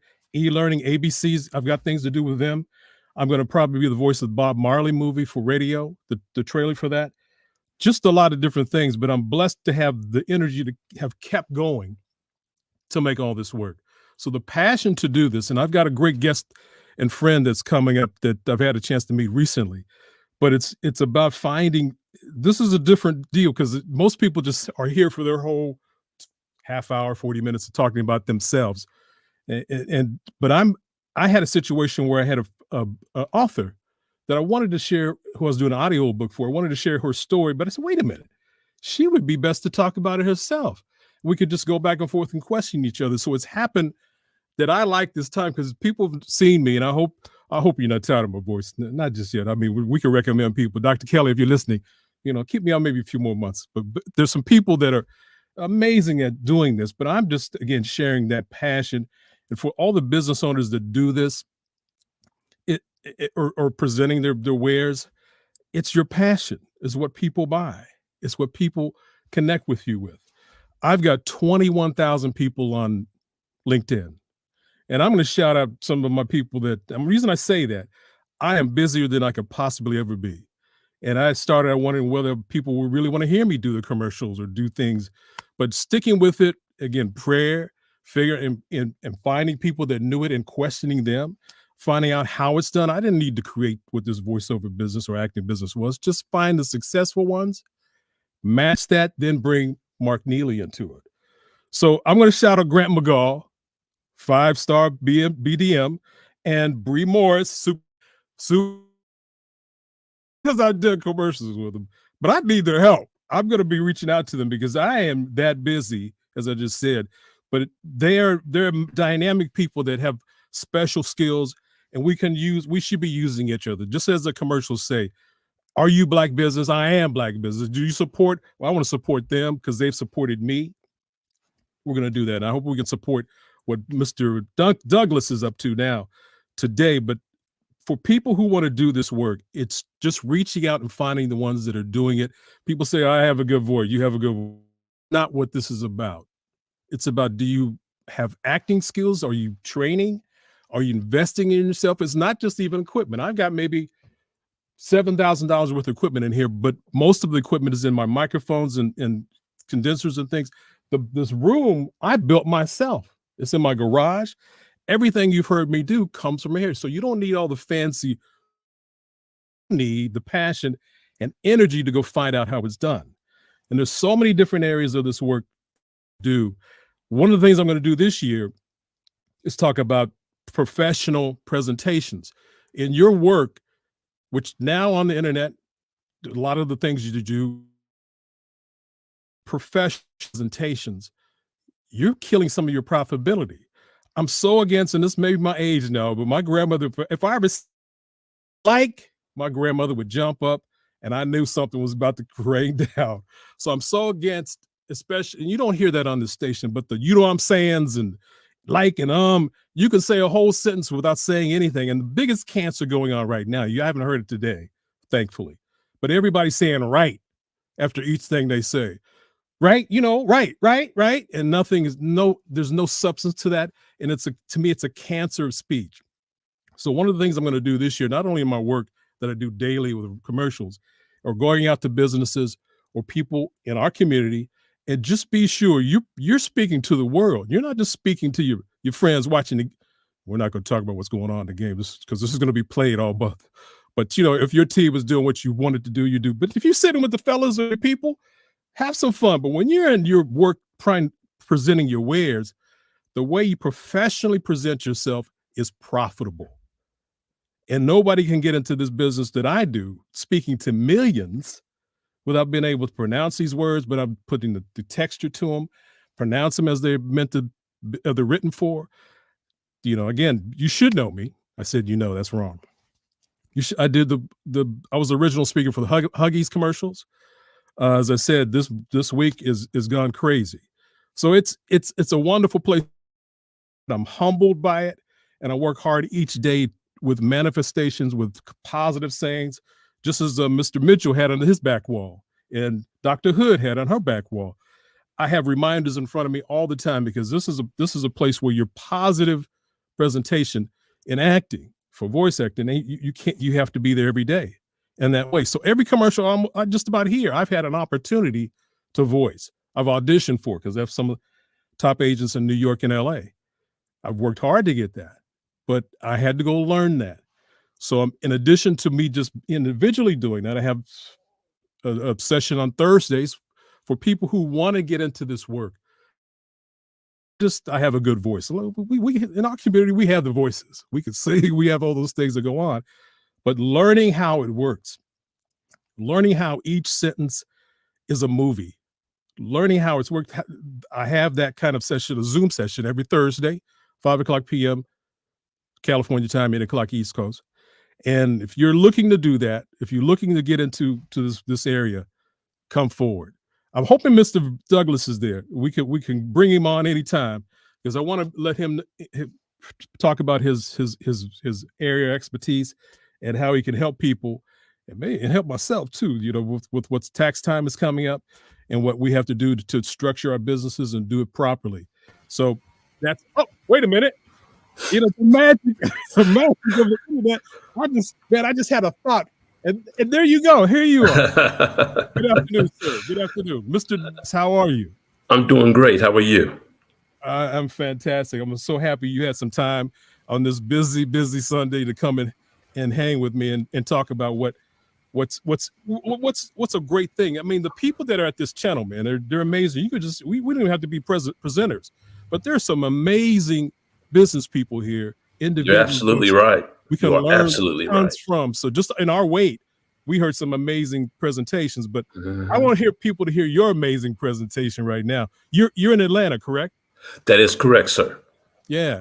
Well, yeah, good stuff. And we're going to go back and forth and ask questions of each other, but I really want you to have the shine here, because again, people have seen me, people know my voice and the rest, and I want them to be able to come and know how to reach out and train and figure out what that process is. We'll give all the websites, but I want this to be your time, the time we have remaining. So, okay. You've been in this business for a bit. How did you start? I mean, I don't know, people begin like the little man. I don't know if you're here when that little guy was here talking about money. I don't know. Did you start then, man? Is what? No, not nowhere near. I tell you, he's going to be light years ahead of me when he gets my age. I tell you. Yeah. Actually, I started really in high school. I took a couple of accounting classes, and I was pretty fluid with the numbers and that type of thing. And I went and got my degree in accounting and started out working for the Internal Revenue Service as a revenue agent in Los Angeles, as a matter of fact. Okay. Did some years with the IRS, and then I moved to corporate America. Okay. And the advantage of, I would say, being starting out as an auditor is that you can read the numbers. That's very key. And that way you can read the reports, make them speak your language, because numbers never lie. Right. The results are always there. So after several years in corporate America, I did some work with the American Cancer Society and as a nonprofit.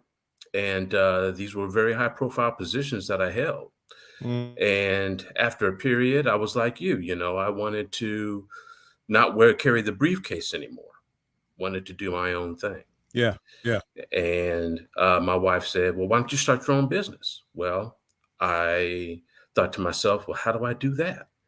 Yeah. And started doing the research. Came up with the business name, got my certifications, and I also have a master's in accounting as well. And so it was very slow at first, very slow, because of course you have to develop your clientele, and it's slowly grown. And I've been in business now since 2010. So it's been, I would say, it's still a journey. It's still a journey, but the steps are there. And I gotta applaud you. I mean, anybody who steps out, because that is, you're looking over a cliff. But I think if the passion is there, I just can't talk about the screwdriver anymore. I know I'm supposed to, but something's driving me to do what I really wish to do. So I applaud you, man. Really do. And as you said, the passion, you have to, you can't look back. You have to moving forward. The next step is always the next step. What do you do next? And, of course, the Lord has to be there with you as you take on these challenges. It's almost, when you go to sleep at night, you don't know what's going to happen tomorrow. But if you wake up with the same vision, and as you said, the same passion, That's what's going to drive you to your success. I imagine you didn't have a plan B. I mean, that's what I was. I I was didn't. lucky. I didn't have kids and even a relation or wife when I got in this. But I wasn't. There was no plan. Okay, this is what I'm going to do. I'm going to do this. I'm not like, okay, well, if this doesn't work today, I'm going to go over here and sell pops. No. Popsicle. Exactly. No. You had a plan A. I'm guessing it worked. That's what it was. Plan A. Good. You know, I'd already worked corporate America, so I knew what plan B would be. Go back to where I started, and then, you know, in my own mind, I would be a failure because I started something and I never finished it. So, you know, it was plan A, and that was it. As I said, I'm gonna keep the shine on you, man. I really do. I really want to do that. So, well, I have a couple questions for you. Okay, as well, okay, we'll do that. But I want to make sure we get you in there. But please, anything on your mind? Okay. Well, you know, as I indicated, my education really is what afforded me to do this, because, you know, you can be a tax preparer and not really have any education, you know, because you're basically doing what the software tells you to do. But with the education, the experience, that allows you to basically see inside what's going on in a business, a client's business, where the pit holes are, should I say the potholes are, or the pitfalls. Right. Where if they keep on this same trajectory, they're going to go over the cliff. Yeah. You know, because I know it's a lot of people I've spoken with. They start a business, but they didn't create a business plan. Yes. And most people don't create business plans, and they don't realize how vital those things are, because my one-page business plan right in front of me. There you go. I mean, it's my cliff notes again. I said I keep looking back and forth. Okay, stay on course, Mark. That's it. But a business plan is nothing but a roadmap, you know, because as you go along, you're going to alter it. You're going to say, okay, well, here's a dead end. I need to make a left or a right, or do I just knock down this wall and keep on going? You have to have it's kind of like your game plan. Those who are in sports, you know, you have your coach, and your coach is drawing out the plays. Well, if you don't execute the play, you may not score. Right. So the key is, you know, the business plan is the play. You're executing the play.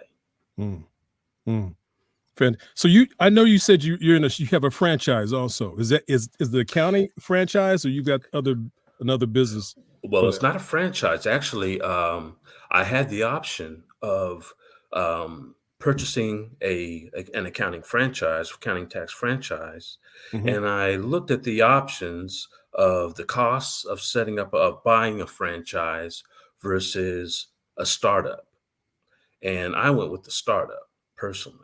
The franchise, it will afford you guidance, assistance, marketing help. But what I realized is you can market all day long. But if you don't reach that key person, you're just marketing, you know, you're blowing into the wind. And that's been one of the challenges I'm still working through. When you say startup, does that mean you got investors, or just for you? Startup means, is that what you mean when you say startup? No, startup means I basically came up with the business name, funded it myself. Okay, good deal. It again, I know there's people. A lot of what this channel is about. Yes, selling our own wares, letting people know who we are, but there's another big audience of people out there that want to start businesses. How did you do it? That has to be the best way to learn it. But looking for advice, so, you know, just desperate to really find out. Some that have failed, but some who were really the places we were, put down the briefcase.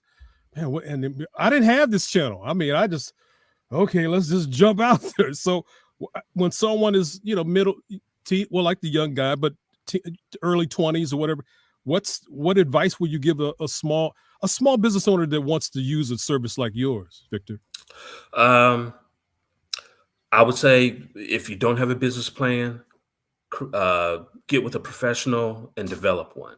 Mm. That will give you some insights on things you maybe had not thought of. Mm. For example, if you have a body shop, let's use that for an example, and you have a space or you don't have a space, you want a body shop. Well, people think, well, I just get a garage and I start Yeah. working on wrecked cars. Right. Right. Right. Well, there's a lot more to that because if you don't know how to do it, you need to hire staff. So hiring staff, of course, costs Mm. money. You need to uh, purchase equipment because a lot of times, if you're working on a vehicle or if you're repairing a vehicle, you're going to have to use a lift to put it up in the air to get up under it, or to uh, a paint stall if you're going to repair and paint. Mhm. You're going to need this equipment, these things that you probably never thought of. So if you put it on paper and you start to visualize what it's going to take to get this thing off the ground, Yeah. Yeah. it's going to open your eyes to uh, the volume, I'll say the magnitude, the scope of what your endeavor will entail. Mm. And a lot of businesses I know, they just get started. They don't even look at a business plan. They just get started. Yeah. And after they get started, they run into a brick wall. And Yeah. that is because they don't have the business plan. They've gotten to step 3, but they don't know what's in front of them. They don't know how they're going to get to step 4. And that business plan is what's going to lead you to step 4. Or it might even show you a detour that you can maybe skip step 4 and go to step 5. Mhm. Mhm. So, There's I didn't plan on this question or this moment, but personally, I had a couple years ago, I was searching for attorney, well, not attorney, but a tax person. mhm, And I had another actor recommend someone, and this brother was black guy from Ohio State. I went to Ohio State University. mhm. So, oh yeah, I got to go with Alma my mater. alumni Yeah, guy. yeah. Man, I it it cost me $4,000 in fees months later from the IRS. So because I was, yeah, come on, let's do this. But I really jumped in without any knowledge of how to do it right. And I would, if that time was up, I would have been calling on you to do some advice. But is there a way to know? Because this is tax time now. But is Right, there a way definitely. to understand I know I'm learning all the deductions that I need to make in this room Mhm, and what I do in the house. mhm. What would be your advice to go find? Again, I wasn't planning this, but this is something that happened to me. It was a hurtful moment, but I Right. had to go take care of it. What would be the step to go not hurt yourself in your pocket and do it right? Because you want to do it right the first time if you're going to pay the taxes and so forth. But any suggestions? Well, at the same time, you want to do it right the first time, but also you want to be consistent because from year to year to year, if your business is fluctuating, I'll say, or if you're 1 year you have a profit, next year you have a loss, next year you have a profit again, this perks the Internal Revenue Service's ears. Why are Mm. things, up and down, up and down, up and down? So really what I would Oh, for audit. suggest for audits, exactly. Yeah. Okay. So what I would recommend is number one, if you get a good accountant, hold on to them because a good accountant is just like a good doctor, a good mechanic, someone you can trust.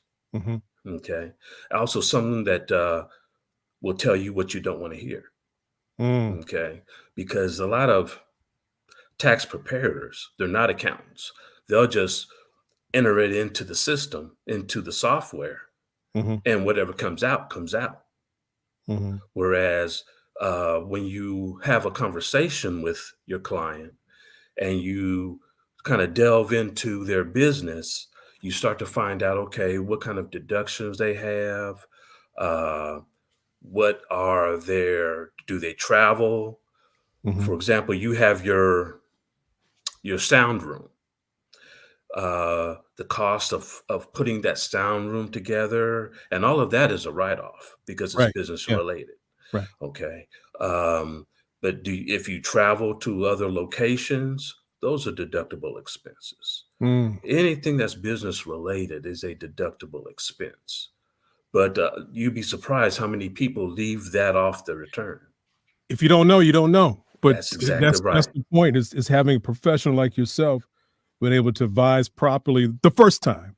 The Again, first time. I would, man, no, this is my boy. He did it right. I'm sure. No, he didn't. So you need that expertise to make it work, man. And actually, a good accountant can actually be your business plan Oh. because they're going to provide you with ideas, avenues that you may not have thought of. Have you thought about doing this with your business, or, Hmm.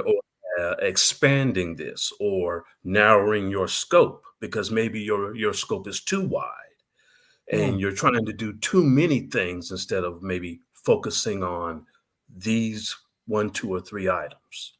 Mm. Dr. Kelly, you heard that? He does 500 things, man. I don't think he sleeps. So I want to make sure. Well, but if he's successful at it, he Yeah, knows is. what he's doing. But that's somebody who's doing 1,000 things. You need Victor Douglas, man. So I don't know how much time, but I want to make sure you get all your website, email, how to reach out to you, because I want people on this channel to reach out to Victor because you just said something I didn't realize and think about. What the accounting person can help your business more than just crunch, adding, Well, yes, subtracting most numbers. definitely. I'd never really thought of it in that sense. So people, please reach out to Victor.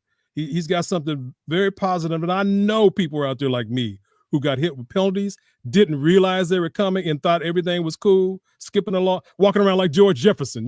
Everything's good. No, until they get that call. You get that letter. Until you get that letter. That's right. So quickly, we can do it again before we end. But how do we reach out to you, man? How do we find you? Well, my website is https:// www.precision, PRECISION, accounting, ACCOUNTING, and tax, TAX.com. You can also reach me at V as in Victor, Douglas at precisionaccountingandtax.com. Good deal. I'm going to say it again. I mean, you hear all those repeat commercials. I mean, I said, man, y'all heard my voice enough. No, you got to continue the marketing, continue. So one more time, your website. It's www.precisionaccountingandtax.com. Fantastic. And folks, if you really want to get into and pursue voiceover, again, every company needs voice. Every company needs accounting. Every company needs voice. If it's just your answering machine, you don't want to project to the world that you're lacking in how to communicate.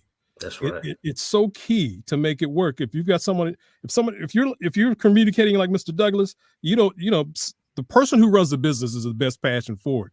But if you're someone who is just doing all the, what I'm saying, and like, what I mean, let someone else handle your communication. So markneelymedia.com, people know where I'm at. They know who I am. And Dr. Kelly and Bruce George have been very kind on people who want to know what this is about. So I appreciate that. But I'm so happy and thankful that you agreed to come on and hang out with me, man, because on these Sundays where they're doing things, doing activities on the field, people might be doing that, but this is going to be playing all month, and I want people to understand that this is a serious thing because of April's coming, and we want to get that done now. I'm working on it now, so you may hear a ring from me, man.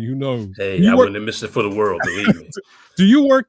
Obviously because we're internet based now, but do you you don't work just in Atlanta, or do you need somebody to be able to work remote? Actually, remotely? I have clients all over the U.S. Fantastic. And I can prepare taxes in all 50 states. Fantastic.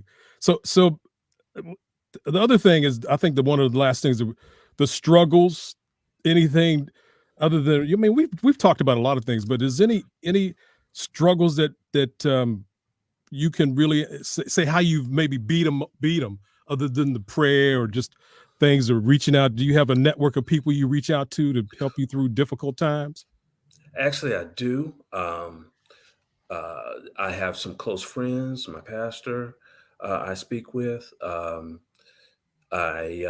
when I going through difficult situations, you know, I try to just get away from it.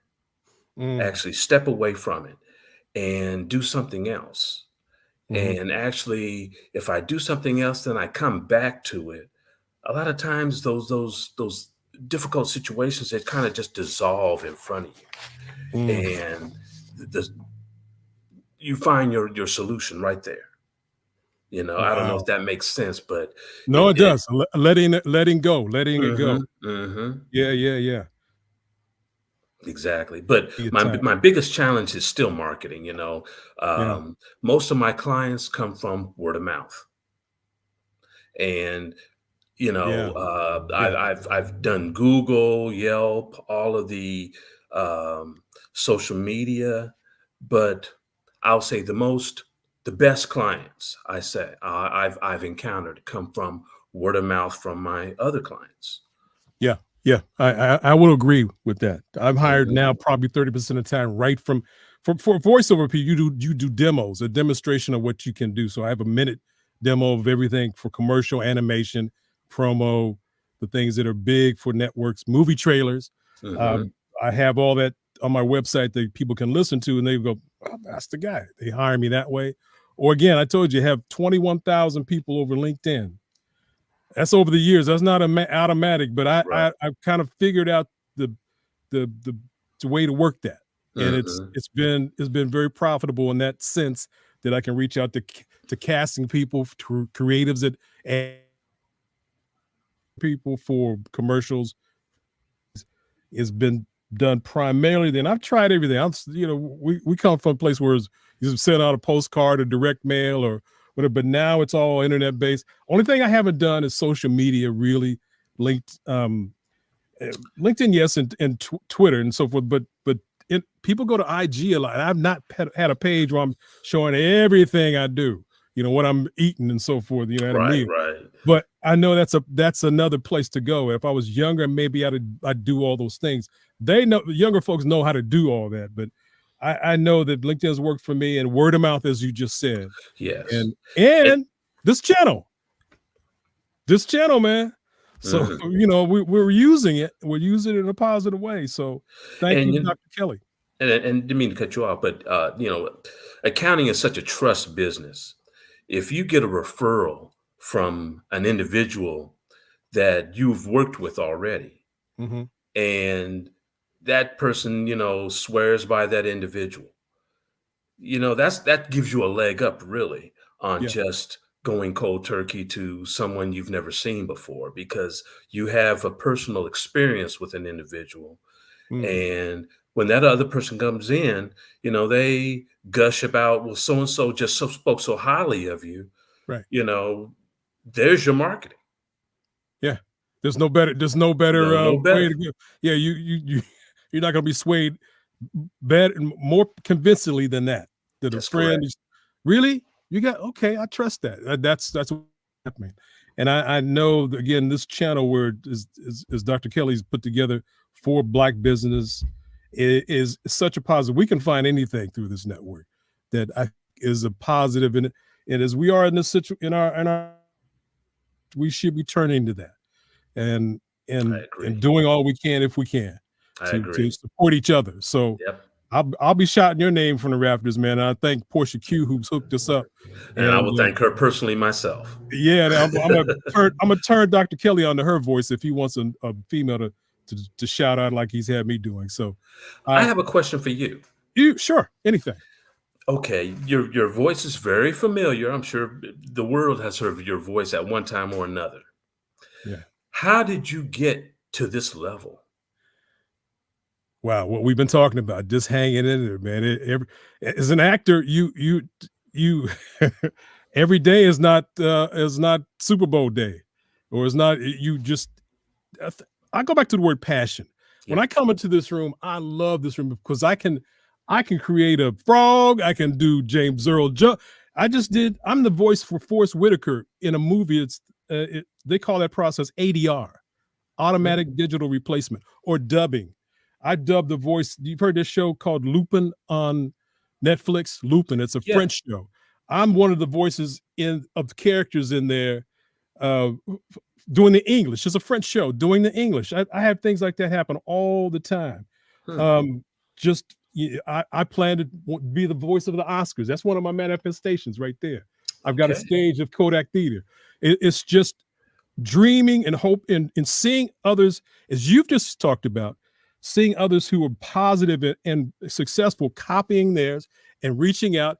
A mentor doesn't have to be somebody telling you A, B, C, but watching what they do right and doing that with you in your place. That's a mentor, man. And somebody who you can call on and ask a question just as you can make it work. So just hanging in there, having positive people around me. I'm going to say this. I was with a lady who, what the chances of you doing that? Well, you just back and forth. Now I got a lady who's just, you could do it. You could, and having that support of your family, just you said your wife, having your support there keeps you in the game. Yeah. It's the confidence as you get something, you go from local TV to the networks. All the networks know me, but it wasn't like that always. But I just always, I got a vision board. I got all the things that are true. These aren't just fluff. Right. When you have positives, I've got a whole list of, look how many things. I got a positive list of, these are positive sayings. I just flow through every day, just you chase your abundance. Gratitude is magic. The words are there, but it's just, and if you know someone like Dr. Debbie Hood, she can hook you up, man. Hey, and the dream is never over. You're always chasing the dream. Yes, you see an example like her, you do that too, or you. So it's just examples all around us, and the history we have, and making sure the shoulders we're standing on are compensated by our own effort instead of laying down and not putting our best forward. So I just believe we can do it, and we have done it. And I'm honored to meet someone like yourself, man. Gentlemen, pleasure's all mine. I'm honored to have been able to be a witness to this melding of the minds, this expertise that's just flowing out there. This is just wonderful. I tend to have my pen and pencil, and I'm sitting here taking notes. So thank you both. Thank you. Thank you. We do want to remember to talk about our scholarship program that we have here. The Black Business Expo's mission is to raise funds for our high school seniors going to college, or even our K through 12 entrepreneurs. Now, this expo is a fundraiser for students, so please go to www.blackbusinessexpousa.com to donate to our scholarship fund, or use the Cash App that you see below, which is $BBXUSA. Our goal is to give laptops and up to $5,000 to 10 students. Now, students, you can also register online at www.blackbusinessexpousa.com. Every dollar counts, so we want to remind you to donate to the scholarship fund.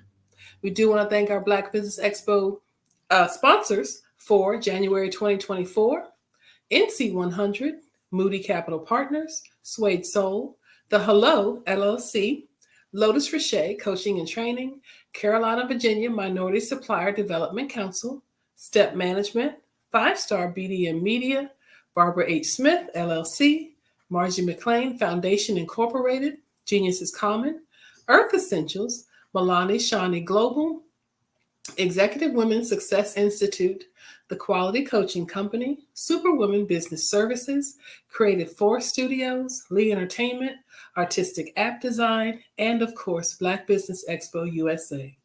Genius is common, and I'll see you on the other side.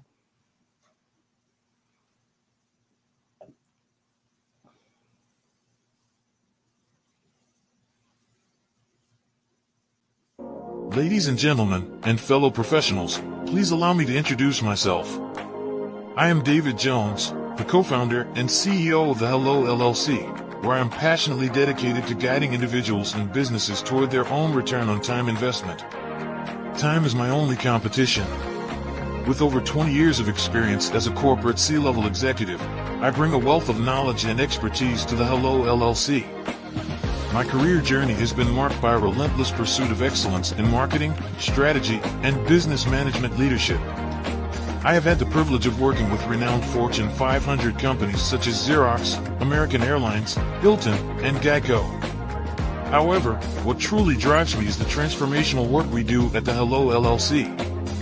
We are pioneering a new approach to business in the metaverse, where we empower businesses and individuals to build strong foundations, automate their processes and systems, while thriving in the ever-evolving digital landscape. More than just a 3D digital marketing agency, the Hello LLC is truly a community built on love, kindness, and integrity. We want more for you than from you. As I often say, collaboration is the new competition. In an era where time is the most precious commodity, I am here to guide you toward your own return on time investment, because if time was sold in stores, it would be sold out. With a deep commitment to excellence and a strong belief in the power of community, I don't just lead a company, I lead a movement into the future of business. Ladies and gentlemen, it is both an honor and a pleasure to be your guide on this remarkable journey. I am David Jones, and together, we will embrace a future marked by success, collaboration, and the transformative work we do at the Hello LLC. Hello stands for helping everyone live life optimally. So, let's make that pivot together and start living life optimally today.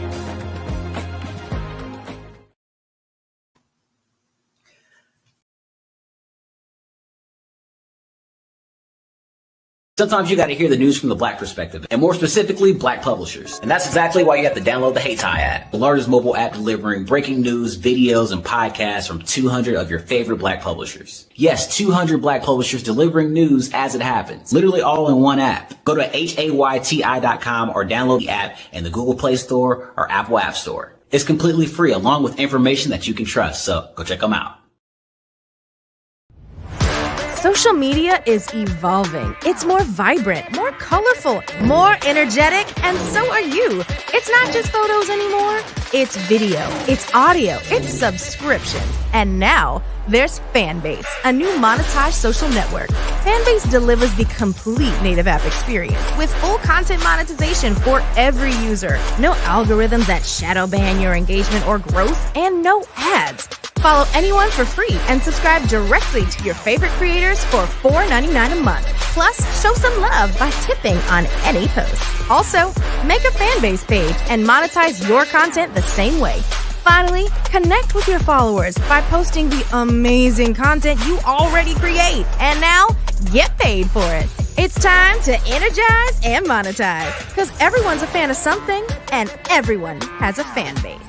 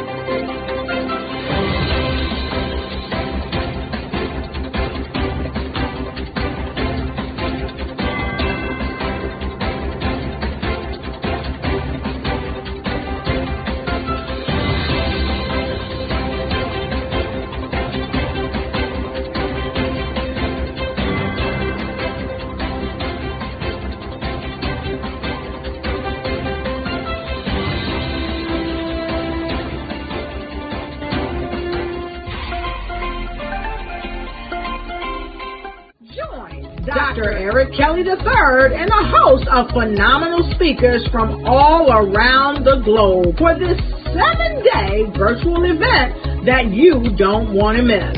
The mission of the Black Business Expo is to raise scholarship money from kids all the way from high school, all the way from college. The Black Business Olympics is one of the largest Black business showcases in the world. It is an opportunity for businesses and companies to showcase their businesses globally. We are going to be giving away laptops up to $5,000 away to students.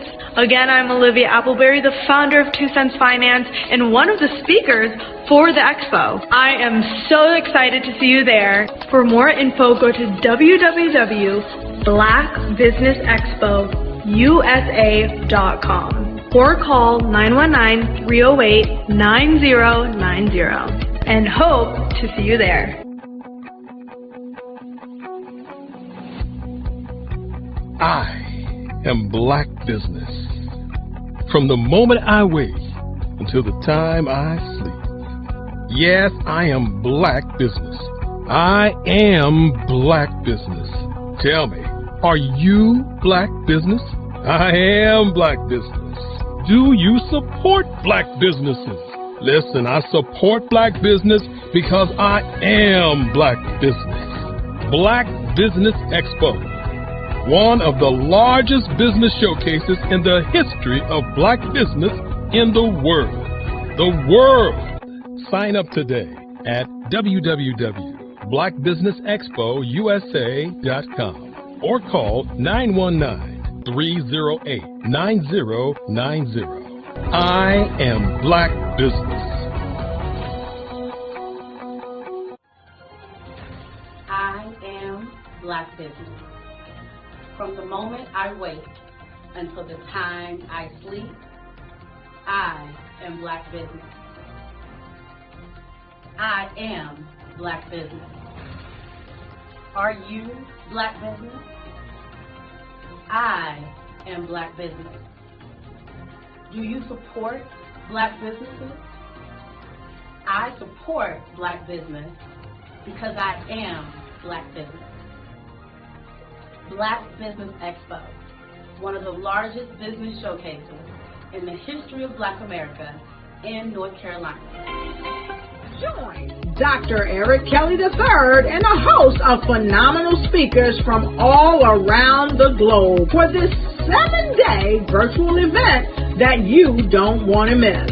The mission of the Black Business Expo is to raise scholarship money from kids all the way from high school, all the way from college. The Black Business Olympics is one of the largest Black business showcases in the world. It is an opportunity for businesses and companies to showcase their businesses globally. We are going to be giving away laptops up to $5,000 away to students. Again, I'm Olivia Appleberry, the founder of 2 Cents Finance and one of the speakers for the expo. I am so excited to see you there. For more info, go to www.blackbusinessexpousa.com or call 919-308-9090 and hope to see you there. I am Black Business. From the moment I wake until the time I sleep. Yes, I am Black Business. I am Black Business. Tell me, are you Black Business? I am Black Business. Do you support Black businesses? Listen, I support Black business because I am Black Business. Black Business Expo, one of the largest business showcases in the history of Black business in the world.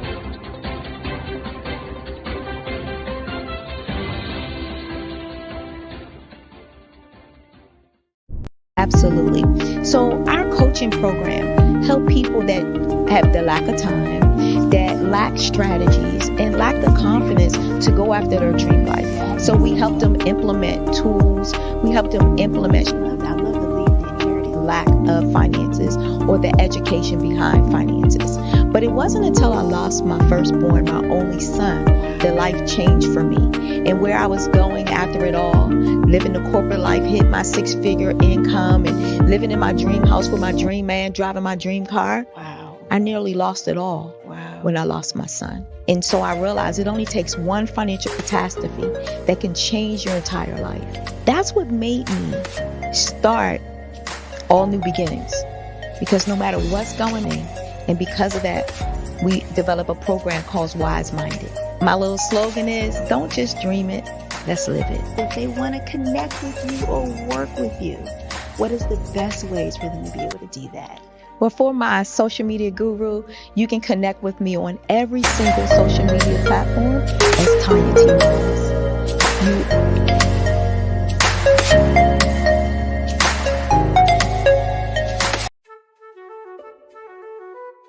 This is Dr. Arnold T. Petsworth. He's the owner of Petsworth Vet World, a veterinary clinic in Hopton, Connecticut. His patients include dog, cat, frog, fish, Goldie, dog, and this alpaca. Due to doctor-patient confidentiality, we can't tell you their names. Business at Vet World was steady, and then quarantine hit. Neighbors brought new four-legged friends into their homes.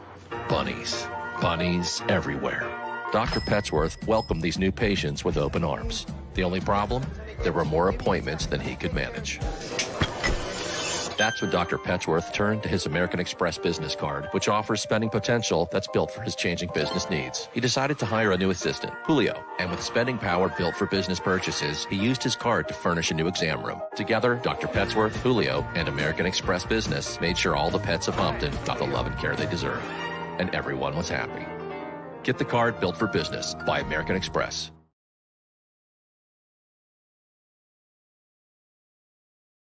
I am from Washington, D.C., but I was raised in Durham, North Carolina. I came to Durham when I was about 5 or 6, and then I traveled back and forth to D.C. because it's where my people are from. One of the unique things about my family is my mother, she's also an artist. She does quilting, and she does a lot of artistic things, and then my son, he draws with both hands, his right hand and his left hand, like I do. So that's kind of a family trait. And then my other son, he's a videographer, and my daughter, she works, she's a regional vice president for Sunglasses. When you start out drawing and sketching, you want to continue to explore, you know, each avenue. I do pastels, I do pen and ink, I do painting, I do acrylics. I haven't done oils yet. But I try to do all facets of art. What I say to a lot of times to people is, you know, you can't put yourself in a box when you're an artist. You have to explore. And over the course of my life, I've tried to explore different mediums. I also do sculpture as well. I choose my subjects by the intensity that they have in their faces, or the intensity that somebody is moving, because I do more than portrait drawings. I also do I do abstract, and then I do figurative drawing also. Well, what happened in this particular show is that I started out trying to come up with something that would be a little bit different than what everybody else is doing. So I was working on a Barack Obama show, and they wanted me to do some paintings of Barack. And so what I did was, because of the deadlines, I kind of did it kind of fast. And then I realized when I was doing it fast, I enjoyed it. And so then I started doing other pieces the same way, and I started to enjoy those pieces also. And so I came up with this particular style. And it's a style of lines and colors.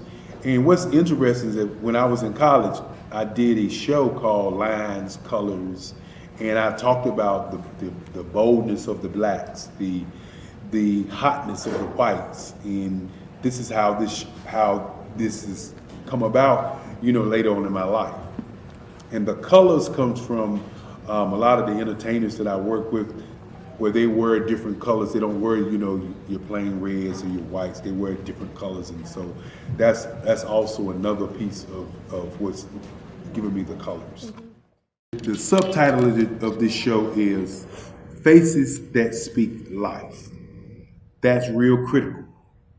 Faces that speak life. Each one of these pieces is a life source and a life energy that's being put on display for people that are looking at it. You know, I always say in terms of my art, it's not important that I draw them. It's important what you get out of what I draw. You know, I don't try to just draw it because you like it. People wanted me to do prints. I didn't do prints. You know, people asked me to do different people, but the people that I choose are people that make a difference in the lives of people in the world. So the human landscape idea was, again, as I say, the lines represent your emotions, it represents your ideas, and it represents your journey as a human being. And that's why you get the different pieces and the different looks. And as you notice, I try not to do one look that looks alike another look. And that's what's the most important part of this show.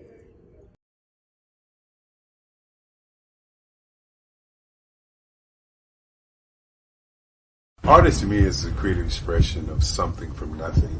You know, it explodes onto the canvas, or it explodes on in my work.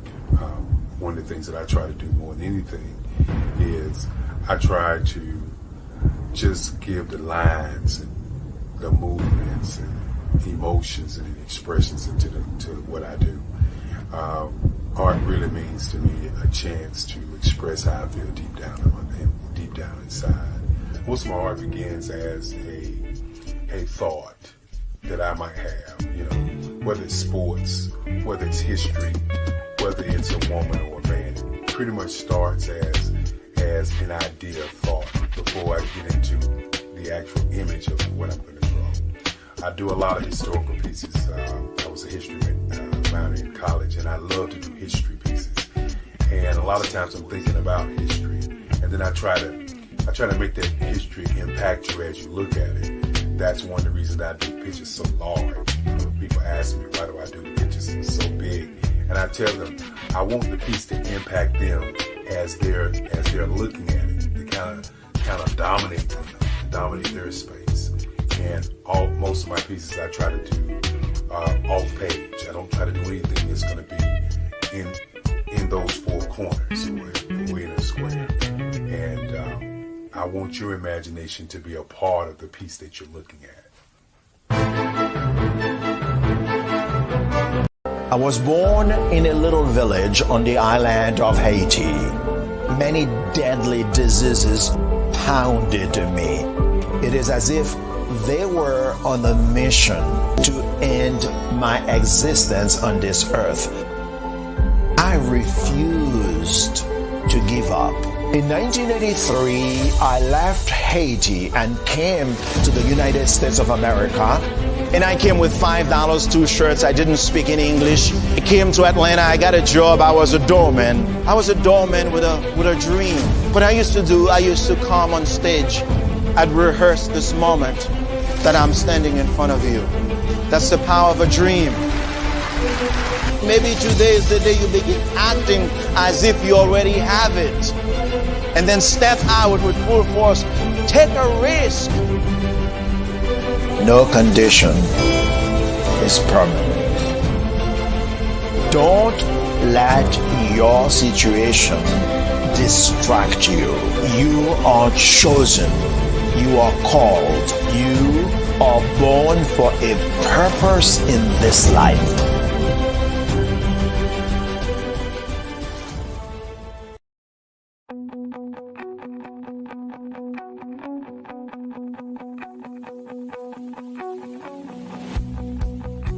I am Black Business. From the moment I wake until the time I sleep. Yes, I am Black Business. I am Black Business. Tell me, are you Black Business? I am Black Business. Do you support Black businesses? Listen, I support Black business because I am Black Business. Black Business Expo, one of the largest business showcases in the history of Black business in the world. The world! Sign up today at www.blackbusinessexpousa.com or call 919-308-9090. I am Black Business.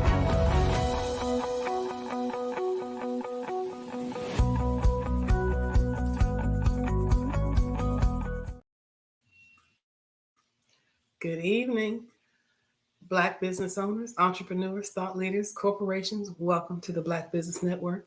My name is Dr. Debbie Hood, and I'll be your business moderator this evening on the Black Business Network. The Black Business Network is a 24-hour business network showcasing Black businesses, owners, entrepreneurs, and thought leaders worldwide. We have speakers worldwide, London, Singapore, Africa, Japan, as well as cities from all over the United States. The Black Business Network is a global community sharing its business knowledge to empower, inspire, and educate businesses about business. Our next speaker is Ms. Taria Howard, who hails and who launched her real estate investment company, Exquisite Dreams Properties, in July of 2020. She became a fully licensed real estate agent in January of 2021, which enables her to fulfill her passion for helping people which led her into coaching people in financial literacy later in that same year. Born in Detroit, Michigan, graduated with her bachelor's, continued her education, and after 15 years in the educational field, she decided to pursue her dreams in the real estate industry. So she's still an educator as she's teaching our middle school students. However, she is also serving her passion to as many people as possible, which is to redevelop once forgotten neighborhoods. So welcome, Ms. Howard. I look forward to speaking with you. Hello. I'm so grateful to be here on this Sunday, giving it back to you, Dr. Debbie. I appreciate the reading of that bio was excellent. I appreciate you. I'm just happy to be here.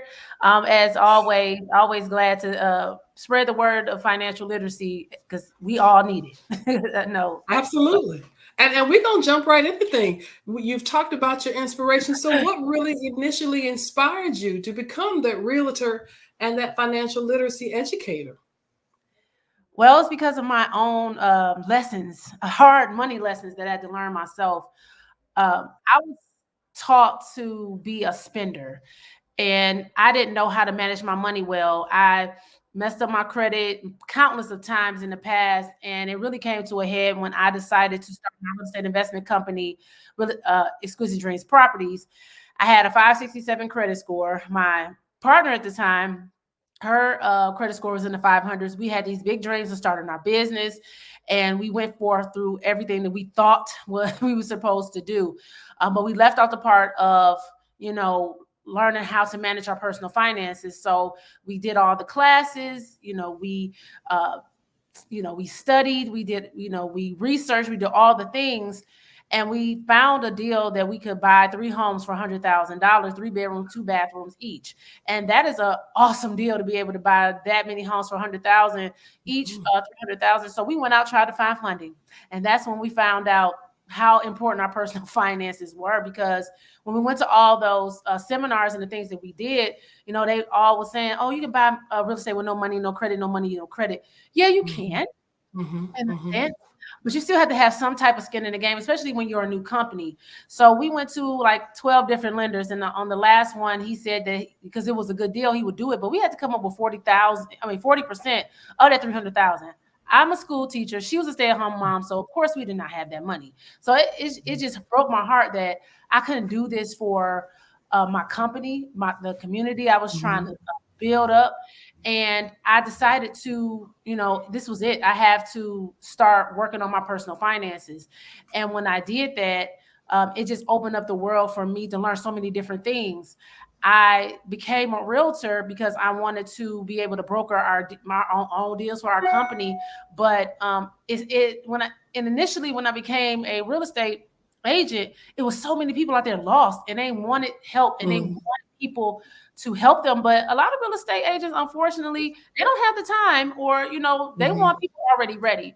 And I have always worked in underserved communities with children, so I know how they felt as adults when you just don't know what to do. I mean, you can go and Google all day long, and you can get bogged down with information and don't know how to decipher it.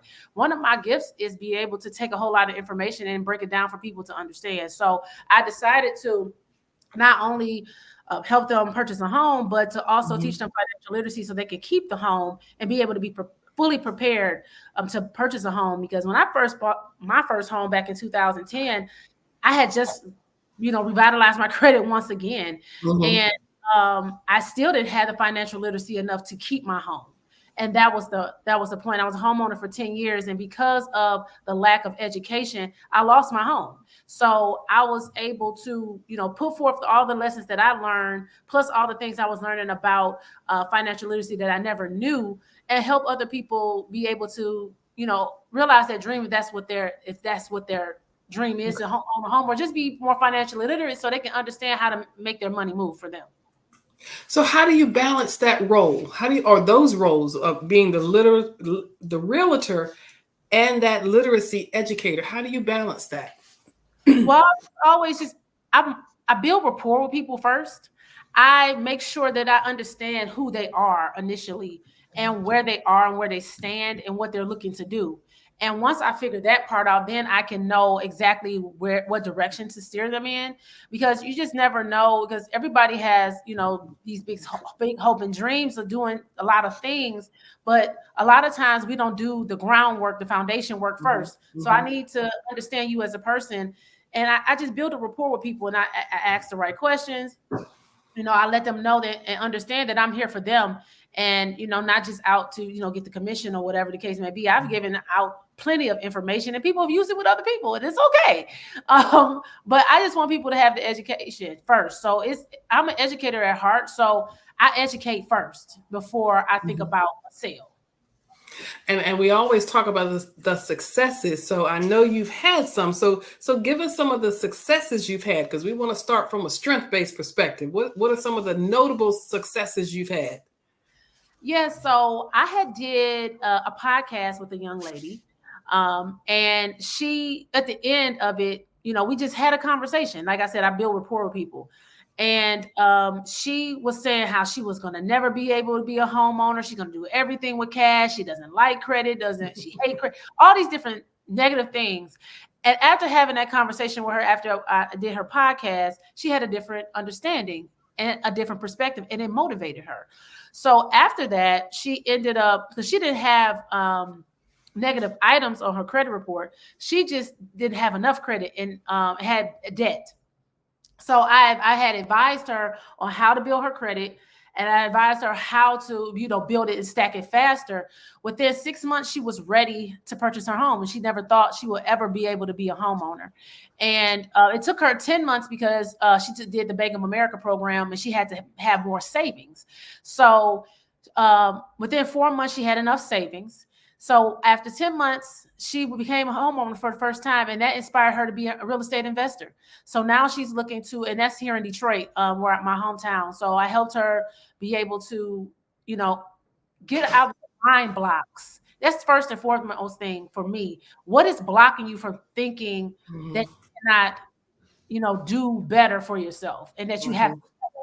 And once she got out of that mind block, because it's a mindset thing, and she understood what her relationship with money was, she was able to realize there's so much more possibility for her. And she became a homeowner, bought her first home. And like I said, she's in March, she'd be a year as a homeowner.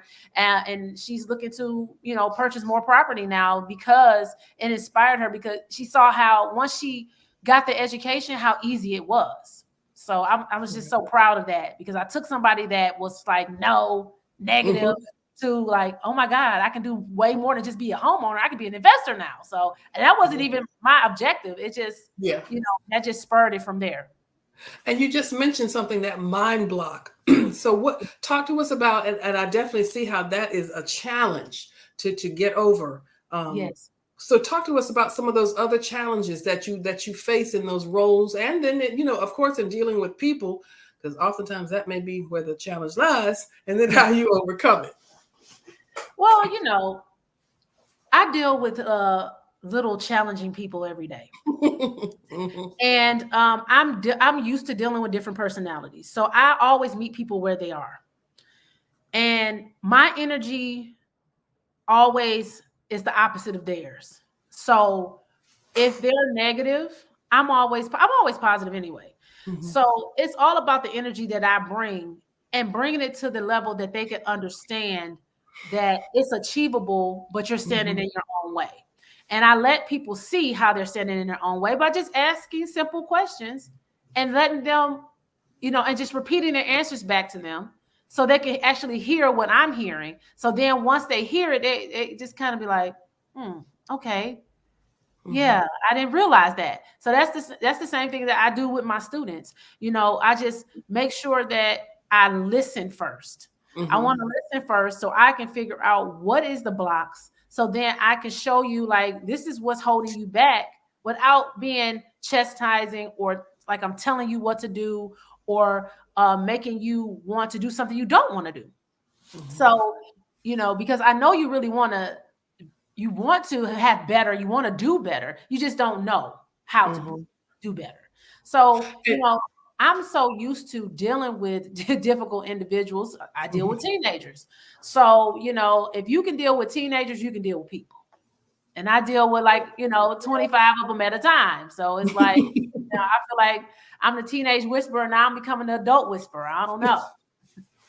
Well, and it made me think about something you also said a few minutes ago, was the importance of building that trust and importance of building relationship, whether it be with your students, in your real estate business, in your financial literacy role. Again, the importance of building that relationship because we are dealing with people. Yes. Absolutely. Absolutely. Yes. So what do you think, or can you give us some strategies? Again, we know you're in two different roles, if you will, albeit they're very relative. What are some of the strategies maybe as a realtor you employ to help your clients achieve their goals? So I just make sure that I understand what they're looking for. First and foremost. Okay. Once I understand what they're looking for, then I can tell them exactly what they need to do based off of where they are. So I try to make sure, you know, the credit profile is the most important thing. Like your score gets you in the door, but your credit profile is what is going to get you the home. Okay. So I let them understand that you have to have the proper trade lines on your credit report. You know, you have to have, some lenders are saying 6, you know, a mix of 6 that's revolving and the installment loans, installment accounts, revolving being the credit cards, installment being, you know, like your car payment and stuff like that. So, you know, you have to have a good mix.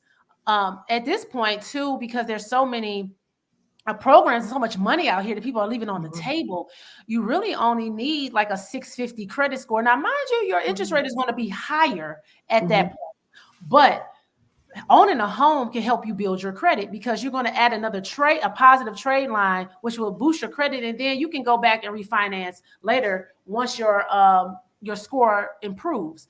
But I always instruct my clients to try to get their credit score up to a 740, 760, because you're going to get the optimum interest rates at that point. Right.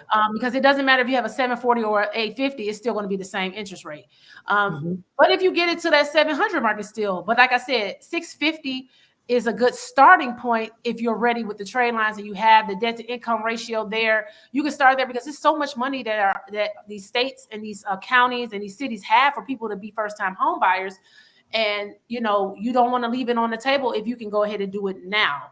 And, you know, so many people are coming in, a lot of investors are coming in buying up homes. So the time is now to, if you want to be a homeowner, to get that part together. But like I said, I always instruct them on how to build their, you know, boost their credit from what they already have. You want to have those tier 1 banks on your credit report. You want to have the Chase, the Bank of Americas. You want to have, you know, credit unions. That's what lenders are looking for, because they have more stringent requirements. They know that you'll be able to handle, you know, the mortgage, because they know that those banks are going to comb through your finances, because the lender is going to comb through your finances, and it can be very frustrating. So you want to have all your ducks in a row and your paperwork together. So I make sure that they have their W-2s, they have their tax returns, they have their bank accounts, that your credit cards need to be at 6 to 7% utilization during that 3 months that you're giving them those statements. Plus, during the process, a lot of people falter too, because during the process they go and they finance something.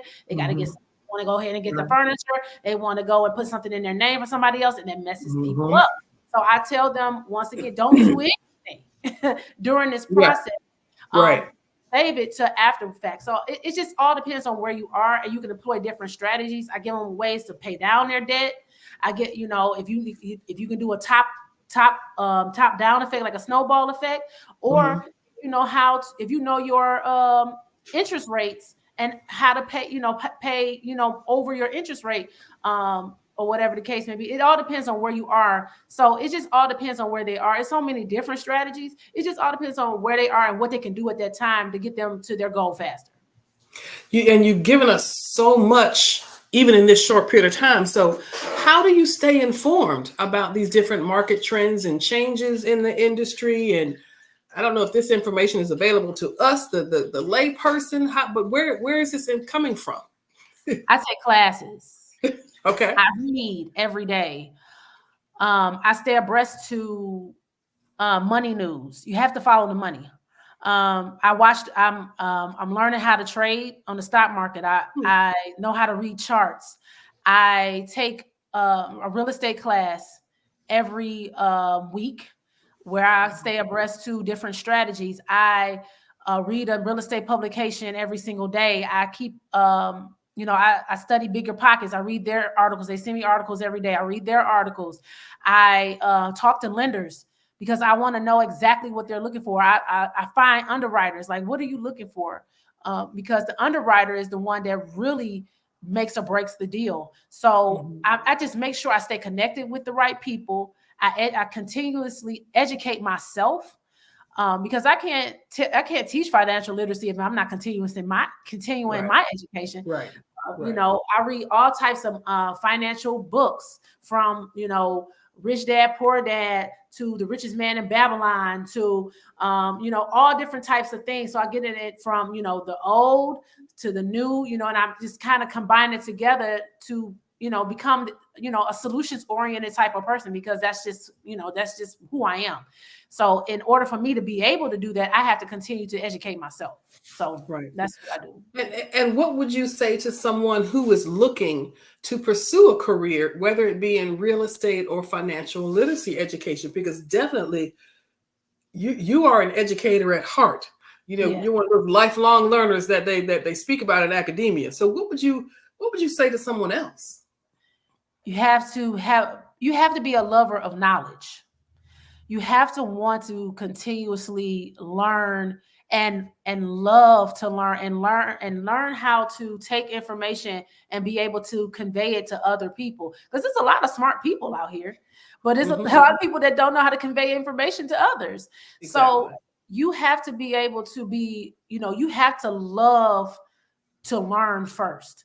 And a lot of people, because, when we graduate from high school, college, we do all the things, we're tired of school. And I get it. I have 3 degrees. I don't want to sit in nobody's classroom, right? But the world is our classroom. Every day, something is happening in our world, in our financial world. And like, if you are not abreast to what's going on around you, you're going to be stuck. You're going to get lost. And, you're going to miss out on a lot of things. We're in an election year right now. This is the time to invest. Okay. Okay. Everything is about to rise. If you pay attention to the stock market is one of the best indicators. I tell people all the time, because certain stocks that were like last year, you can look back and they were $100 and something. They're $400 and $600 a share now.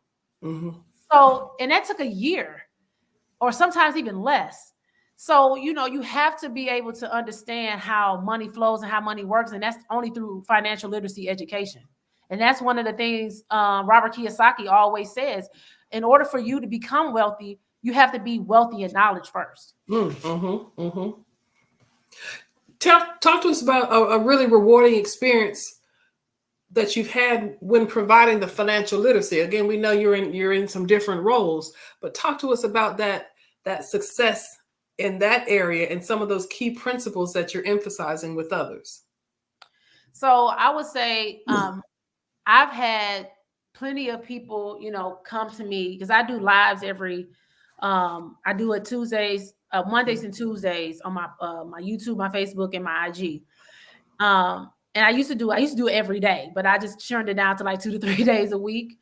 And I've had so many people come to me and say they've learned so much from me, and they have just from that alone, I tend to, when I do, work with my individual clients, the process can be daunting. And it is a process. So, I just make sure that I tell my story all the time, because I had 3 bankruptcies.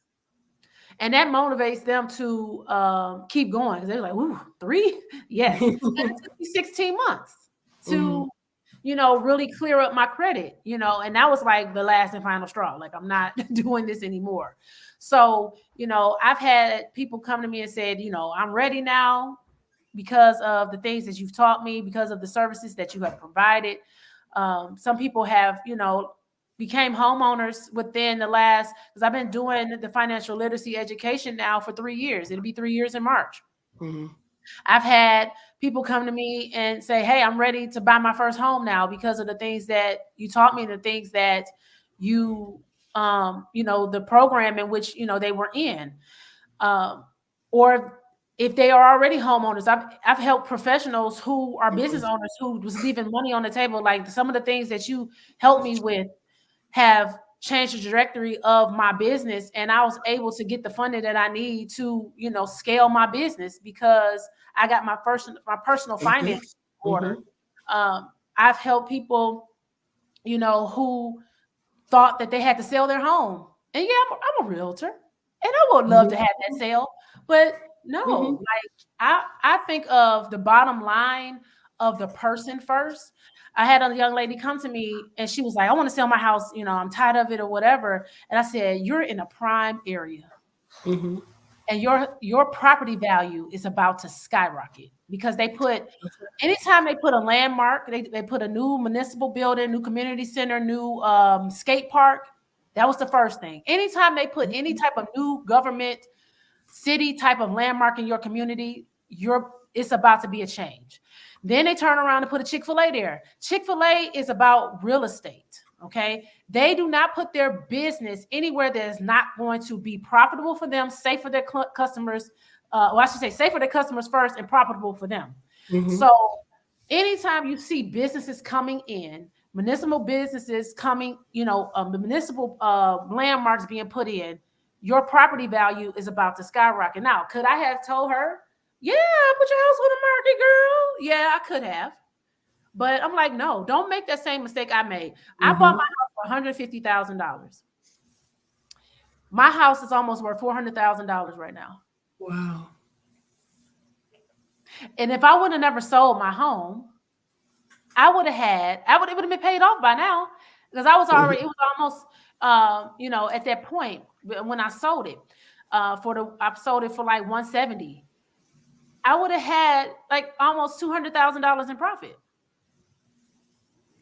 So this is what I'm saying about paying attention to the trends in the markets, because if I was more financially literate then, I would have never sold my house in the manner that I did. So that's why I told her not to do the same thing, because I was like, you're about to miss out on a lot of equity in your home, and you're going to miss out on this change that's about to occur.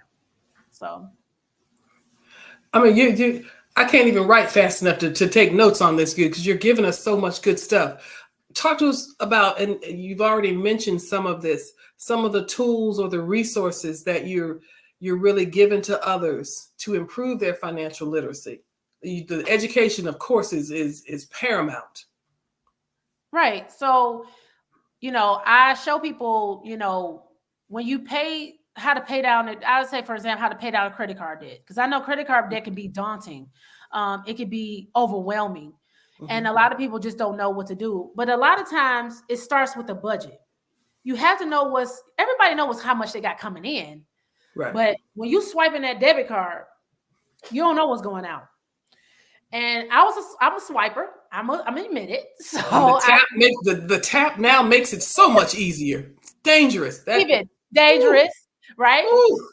So, I tell people you have to start with a budget first, because you make enough money. You're just not managing it well, right? Okay. So I sit them down, I make them write that, I have a system where they budget, they can put their stuff in. And a lot of them see how much they're spending, because the budgeting system shows them from the things that we need, of course, you can't get rid of. Rent, lights, you need a phone, you need a car. Some people not even accounting for their car maintenance. Like, how much are you paying for your oil changes? Because a lot of people drive a lot. Some people are, it don't take them 6 months to get an oil change. Sometimes it's taking you 3 months, So are you accounting for that? Are you accounting for your car maintenance? And then a lot of people are not putting in their, we all like to get our hair done. We all like to, get our hair cut. We got to buy clothes. The kids are a bill. Are you accounting for the things that you buy for your children every month? Like, we don't look at and then the subscriptions. We subscription ourselves to death. Okay, because we signing up for everything, and all of a sudden you're like, "Where did this money come from? Why is this leaving me?" $5 here, $10 here, Amazon Prime this, that. So, it's the first thing. First is budget. Where's your money, and then where is some of the things that you can take away for just a few, maybe a year?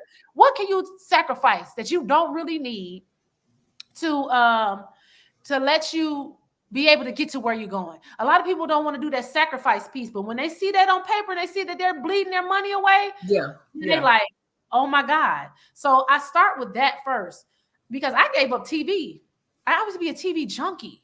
Like the Hulu and the Netflix and Xfinity is like a whole $300 with internet. If you got all the stuff, like, you're paying $300 to watch TV, somebody else is already rich.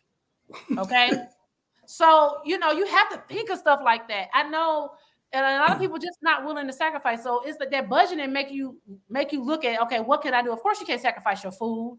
Okay. Of course you can't sacrifice lights, gas, water, all those different things. But how often are you going out to eat? I know every time I used to go out, I'm spending $50 to $100 by myself, And if you're doing that multiple times a week, say if you're spending, and some people eat out breakfast, lunch, and dinner, and you're spending like $50 a day almost, because especially if you're eating healthy, because if you're not getting a $5 box, or if they got any of those, I don't eat that stuff, so I don't know. But like, do they still got like $5 meals? I don't even know. But that's like the worst thing to eat. Right. But if you want to eat healthy, you're spending $15 to $20 each meal, right? So you have to look at those type of things. Like, what can I do to cut back on, and what can I change in my schedule to be able to make these sacrifices? So once you figure out where you can cut back, then you can allocate that money to pay down your credit card debt, right? So I tell people, you always go with the one that's the highest interest, okay, or the highest balance, and then usually they both match. It's either it has the highest balance and the highest interest. And what you do, you just pay a minimum plus like $10 or $20 for the other ones that you have, and then you allocate majority of your money to the one that's bleeding you the most. And once you do that, so say for instance you have a $5,000 credit card that's already up to the limit, right? Your minimum payment is probably like $60 to $100. You need to be throwing like $200 on that, right? So you need to be paying because that's your minimum plus a little bit more, like double. So once you do that, and you figure out because a lot of people are paying on their due date, you need to be paying within your statement date. So a lot of times the statement date is like February 1st to March 1st or something like that. And a lot of, like, for instance, I have a credit card that's due on the 28th. Okay. So like my credit card statement ends on the 15th. So I didn't already reported all this bad debt once I pay it on the 28th. So I need to pay my credit card by the 12th. So then by the time they report on the 16th, that it's going to show a positive and it's going to boost your credit score. So you have to know those dates. And it's not paying it on the due date. It's going to help you. You have to pay it within that window when they're reporting. So you call the credit card companies and ask them, when do you report to the credit reporting agency? Once you find that out, you need to be paying it 2 to 3 days beforehand. Right. And once you pay that off and you pay it down, so however, if you want to pay it down to zero, you still need to use it though, because they'll take away the credit card companies because they're not making the money.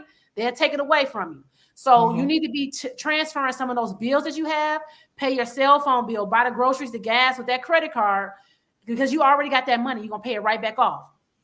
Use your credit cards like your debit card, pay them, and you eliminating the bill. So then you take that money that you didn't paid it off, and you just trickle it down to the next one. And you do the same thing. That money that you was paying extra on that other one, you trickle it down to the next one, and you will pay it down faster. So that's what I've been telling, it's like a snowball effect. Now, if you're not that disciplined, or you feel like you cannot do that, you can do a top up effect, right? Because sometimes the people just can't do it, right? They figure they can't do it. So you start with the smallest one. You start with the smallest one. You put as much as you can extra on there. And once you pay it down, you take that money that you were paying extra and put it on the next one plus the minimum. And you take, because you're not, the thing is, what people don't understand is you're not missing that money. You didn't have it. You were paying it anyway. Yeah. So once you get that extra, don't go back and do extra stuff with it. That's the problem. Right. Don't go back and do extra. Okay, take that extra, and you will see how quickly. Like I said, she bought that house. She was ready to buy a house within 6 months because of this method. She thought she was going to never be able to pay off her credit card debt. She started seeing results within 3 months. So if you're doing, she did the bottom up effect, because she said she couldn't, she was having heart palpitations, she couldn't do it. So I said, start with where you're comfortable, and work your way up. And that's what I usually tell people when it comes to your finance. It starts with your budget. Right. Talk to us about some trends. What are you seeing emerging? What do you anticipate? Well, we're coming into the busy spring, summer season where a lot more houses are going to be on the market. And like I said, because this is an election year, a lot of things are going to be selling. A lot of people are going to be buying, and you want to be a buyer in this market because of the fact that anytime there's an election year, everything is cheaper for a sense, because they want to get it elected. Right? They want the interest rates to go down. They want people to be able to afford things because they want to be able to say that, hey, I'm doing this for you, so now you got to vote for me. So this is one of the best times to be able to go out here, and if you want to be a home buyer, they have so many incentives. The money is being sitting, and it's so many, so many local institutions that have this money for you to be able to buy. So they're predicting that the interest rates are going to go down, not to the pandemic levels, people. I'm sorry. Right. Not going to be no zeros, no twos. You'll probably get them into the fives. Look, when I bought my house, I was in the 7s, 8s. Okay. 9s, I think. 9. Matter of fact, because I bought my home, I had used a teacher incentive. Because and that's, if you're like a first responder, teacher, nurse, all that, they got so much money for y'all. Yeah. Right. So, so when people be like, oh my God, I'm paying a 6% interest rate, girl, I paid 9. Okay. So, it's okay. But it's a way for you to be able to combat that interest rate by learning your amortization schedule. Okay. Like all you do is once you get that amortization schedule, you pay the extra principal payment onto your mortgage, and you're eliminating a line, and you're eliminating years off your mortgage. So it's so many things that you can do to combat that. And there's so many incentives out here. People are doing the interest rate buybacks because they need people to buy homes. So they doing the interest rate buybacks where, lenders are, taking away points off of your mortgage interest rate. Some of the closing companies are helping people do the same thing. It just all depends on where you are in your area. I mean, you just have to know what's out there for you in your area, because it's different in every state and every city. But it's so many opportunities that people are missing out on because, they just think that, they're listening to all the fear mongering. Because they want you to be fear from buying a house. They want you to be feared from, using real estate to build wealth, because, that's how they're doing it. Real estate is one of the best ways to build wealth. And you can make your primary home an asset once you figure out how to, play the game. So it just all depends. Like I said, you have to follow the money. Like the stock market was doing real bad, not that good last year. Its ticket is trending up. Anytime the stock market is trending up, that means that a lot of money is flowing back into the economy. So a lot of money flowing back into the economy is a lot of people about to be buying a lot of things. So that's what I'm I'm seeing from what I've been listening to and from what I've hearing from lenders. Like I said, the interest rates are supposed to go down this spring, summertime, and that's the ultimate buying season. So if you're looking to buy a home in like June, July, or something like that, then you need to get prepared now, because you still have, technically, 6 months to, from now to July, to, be prepared. And if you are disciplined enough, 6 months is a great enough time to do it, depending on your credit profile. Now, if you have a whole lot of stuff, like heavy stuff, like I did, like bankruptcies and evictions and all of that, it's going to take you a little bit longer. But if you just have just debt and couple collections or something like that, you can definitely be ready in 6 months. 6 months if you're disciplined. Okay. Well, you have given us so much. I don't even know where to begin. But now I'm a clinician at heart. I'm a therapist. So I want to know, what kind of self-care are you exercising, and how are you maintaining this balance? Because you're doing a lot. You're a lifelong learner, educator, realtor, financial literacy. How are you taking care of you? How are you doing? Do I take care of me is the question. No. No, I always try to make sure I pray every day. I set aside some alone time and I talk to God first and foremost. I always choose joy every single day. Regardless of what's going on around me. People say that about me. A lot of people have said that, like, and that really know me, like, you've gone through a lot in these last couple years, but people don't never see you sweat. Because the thing is, it's no point of me having a pity party when I have things to do. I will go ahead and just have that pity for about 10 minutes, cry it out for a minute. Okay. And then I'm moving on. So I just make sure I just cleanse my soul every single day. I release myself from the pressures of always got to perform. If I don't do something, because I used to be so hard on myself, like I got to do it all, right? Yeah. I release the pressure to perform, and if that's something on my to-do list that it doesn't get done, it just doesn't get done. And I've learned how to prioritize my my to-do list, and I'm just not hard on myself if it doesn't get done.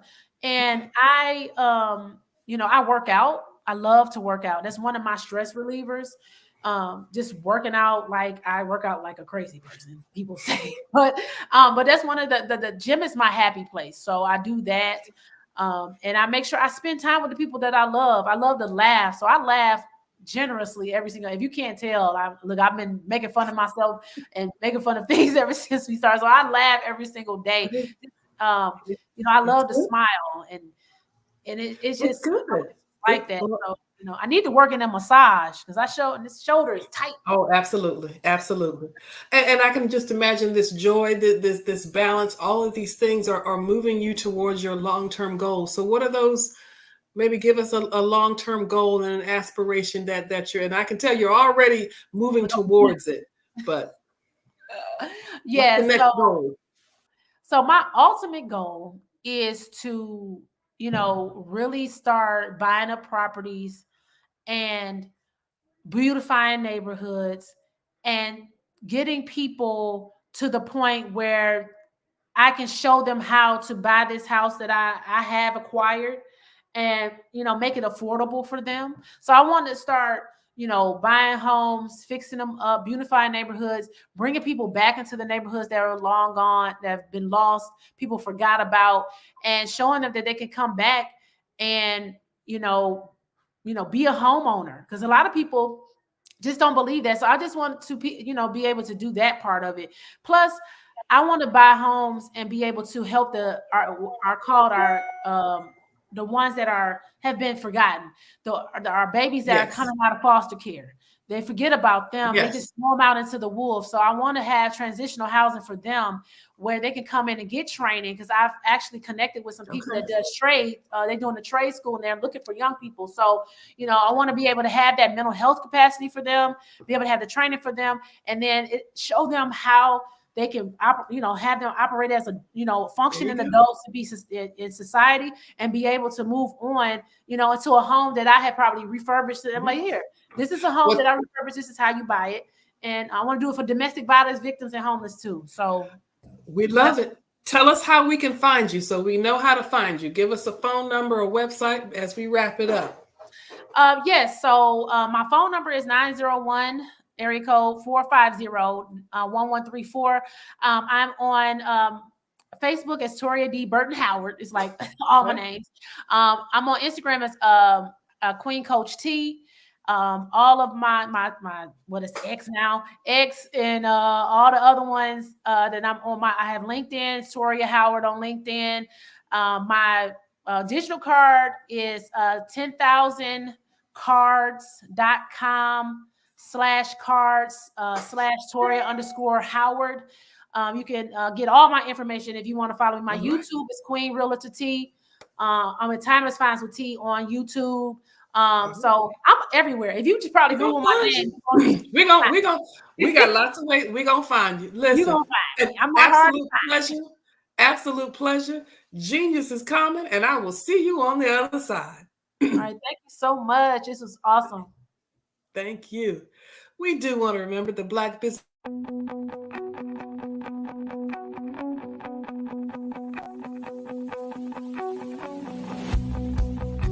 I am Black Business. From the moment I wake until the time I sleep. Yes, I am Black Business.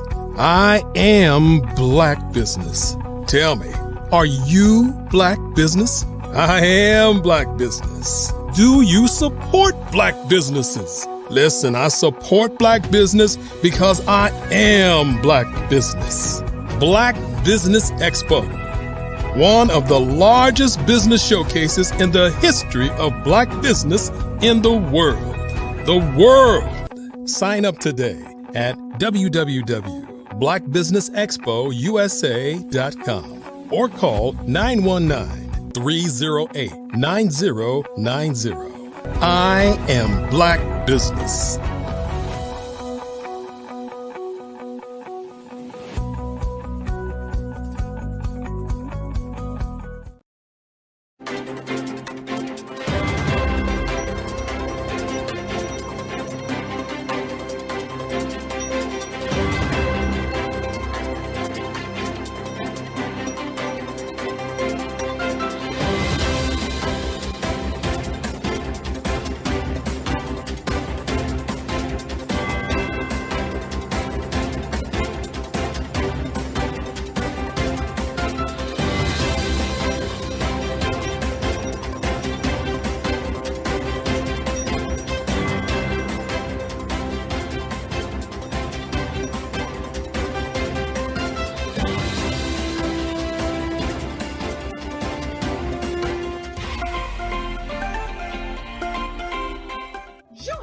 Dr. Eric Kelly III and a host of phenomenal speakers from all around the globe for this 7-day virtual event that you don't want to miss. The mission of the Black Business Expo is to raise scholarship money from kids all the way from high school, all the way from college. The Black Business Olympics is one of the largest Black business showcases in the world. It is an opportunity for businesses and companies to showcase their businesses globally. We are going to be giving away laptops up to $5,000 away to students. Again, I'm Olivia Appleberry, the founder of 2 Cents Finance and one of the speakers for the expo. I am so excited to see you there. For more info, go to www.blackbusinessexpousa.com or call 919-308-9090 and hope to see you there.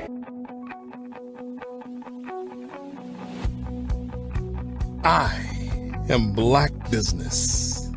From the moment I wake until the time I sleep. Yes, I am Black Business.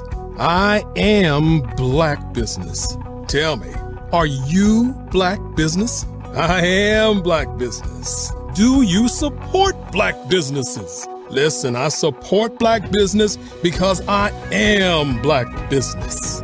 Black Business Expo, one of the largest business showcases in the history of Black business in the world. The world!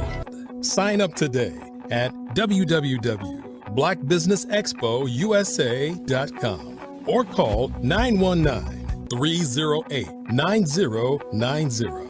I am Black Business. I am Black Business. From the moment I wake until the time I sleep, I am Black Business. I am Black Business. Are you Black Business? I am Black Business. Do you support Black businesses? I support Black business because I am Black Business. Black Business Expo, one of the largest business showcases in the history of Black America in North Carolina. Sign up today at www.blackbusinessexpousa.com or call 919-380-9090. I am Black Business. I am Black Business. From the moment I wake until the time I sleep, I am Black Business. I am Black Business. Are you Black Business? I am Black Business. Do you support Black businesses?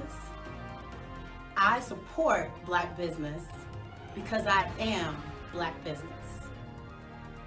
Black Business Expo, one of the largest business showcases in the history of Black America in North Carolina. Sign up today at www.blackbusinessexpousa.com or call 919-380-9090. I am Black Business. I am Black Business. From the moment I wake until the time I sleep, I am Black Business. I am Black Business. Are you Black Business? I am Black Business. Do you support Black businesses? I support Black business because I am Black Business. Black Business Expo, one of the largest business showcases in the history of Black America in North Carolina.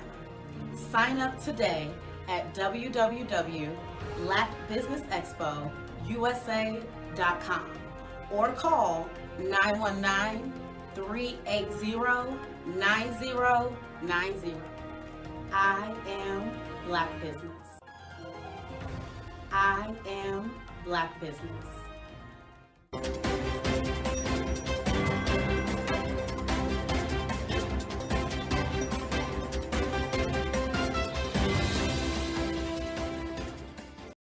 I am from Washington, D.C., but I was raised in Durham, North Carolina.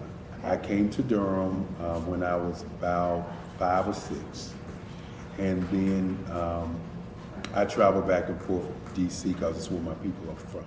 One of the unique things about my family is my mother, she's also an artist. She does quilting, and she does a lot of artistic things. And then my son, he draws with both hands, his right hand and his left hand like I do.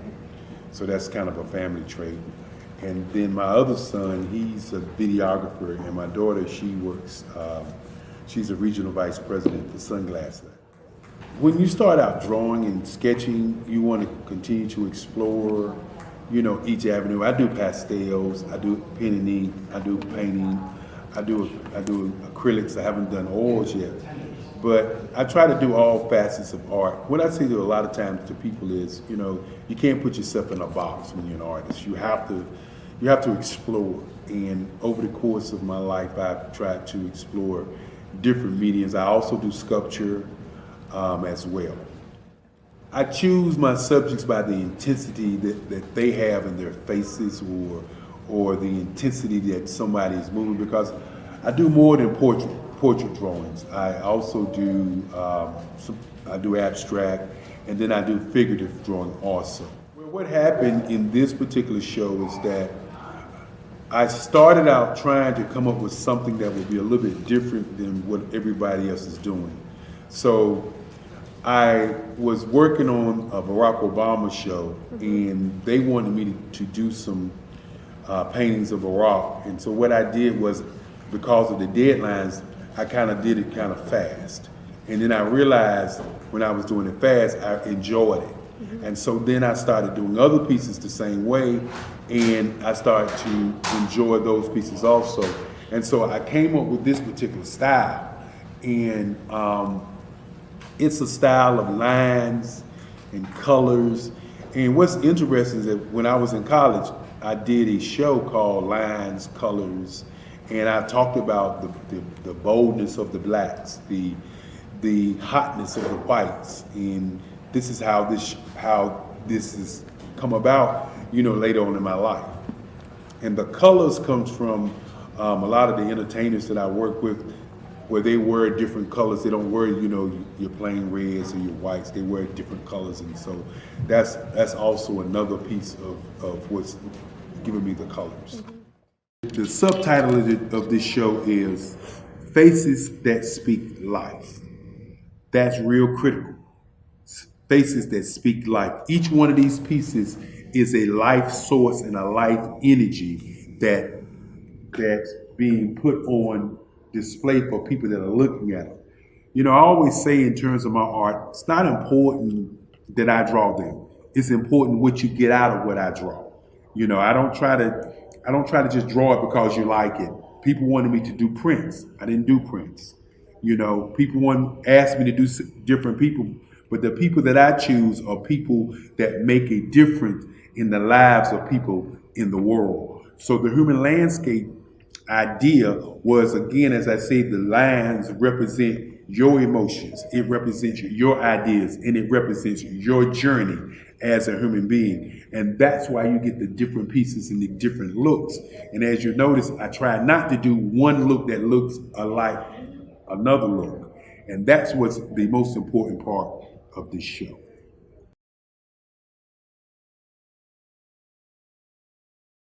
Artist to me is a creative expression of something from nothing.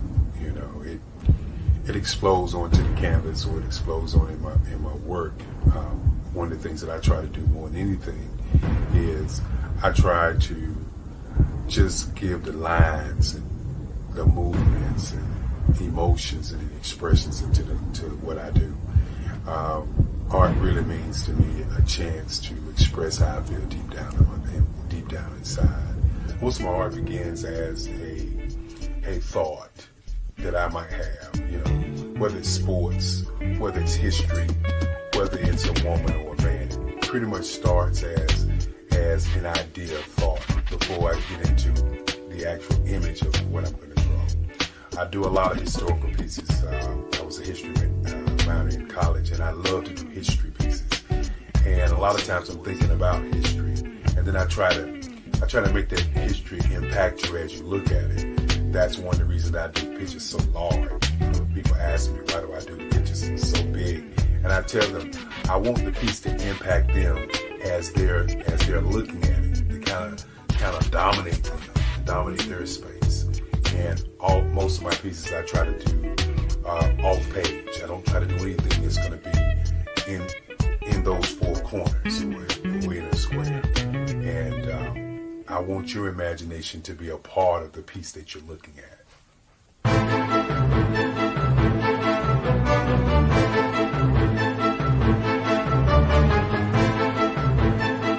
Hello, I am Dr. Eric Kelly III, the visionary strategist and founder of the Black Business Olympics. I invite you to showcase your Black-owned businesses on the Black Business Network global stage. The Black Business Olympics is a global Black Business Network platform that propels Black-owned businesses into the international spotlight. By showcasing your business on the Black Business Olympics platform, you can reach a worldwide audience of potential customers, partners, and investors. You can also establish yourself as a thought leader an expert in your field, attract lucrative partnerships, and more speaking engagements. In addition, the Black Business Olympics platform provides a valuable opportunity to connect and collaborate with like-minded entrepreneurs and business professionals from around the world. This can lead to new business opportunities, ideas, and relationships. Finally, by sharing your story and expertise on the Black Business Olympics platform, you can inspire and empower others. This is a powerful way to make a positive impact on the world and leave a lasting legacy. If you are a Black-owned business owner, I encourage you to seize the opportunity to showcase your business on the Black Business Olympics platform. It is a once-in-a-lifetime opportunity to make an indelible mark on the world. Be one of the 1,000 visionary entrepreneurs who are changing students' lives, shaping industries, and leaving an unforgettable legacy for their families. Unleash your voice on our global stage and watch your business thrive. Black Business Olympics is one of the largest Black business showcases in the history of Black business in the world. Yes, the entire world. Just give me a call today at 919-308-9090.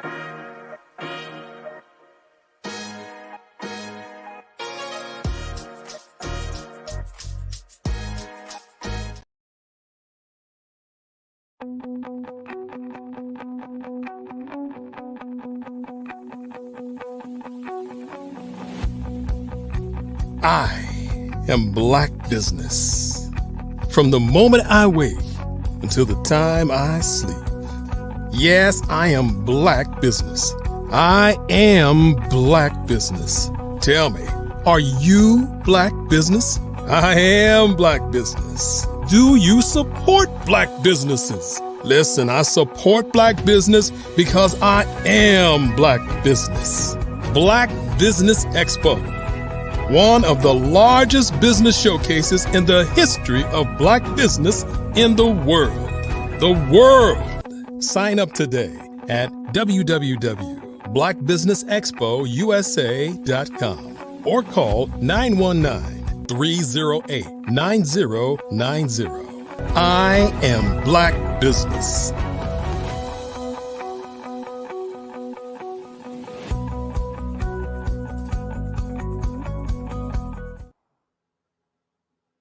Good evening, business owners, entrepreneurs, thought leaders, and corporations. Welcome to the Black Business Network.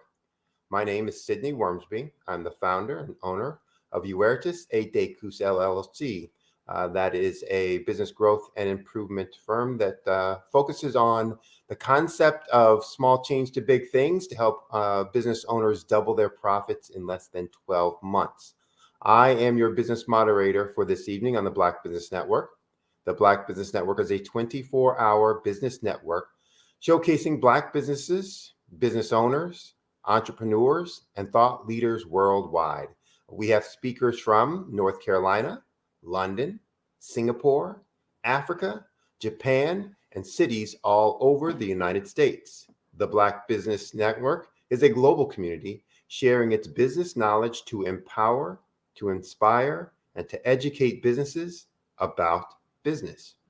We're closing out another week of programming on the Black Business Network. And ladies and gentlemen, esteemed guests and distinguished attendees, I would like, with great honor and immense privilege, to introduce you to a visionary whose work transcends the boundaries of time and culture, Dr. Eric Kelly III, who is one of the preeminent African-American artists of the last 3 decades.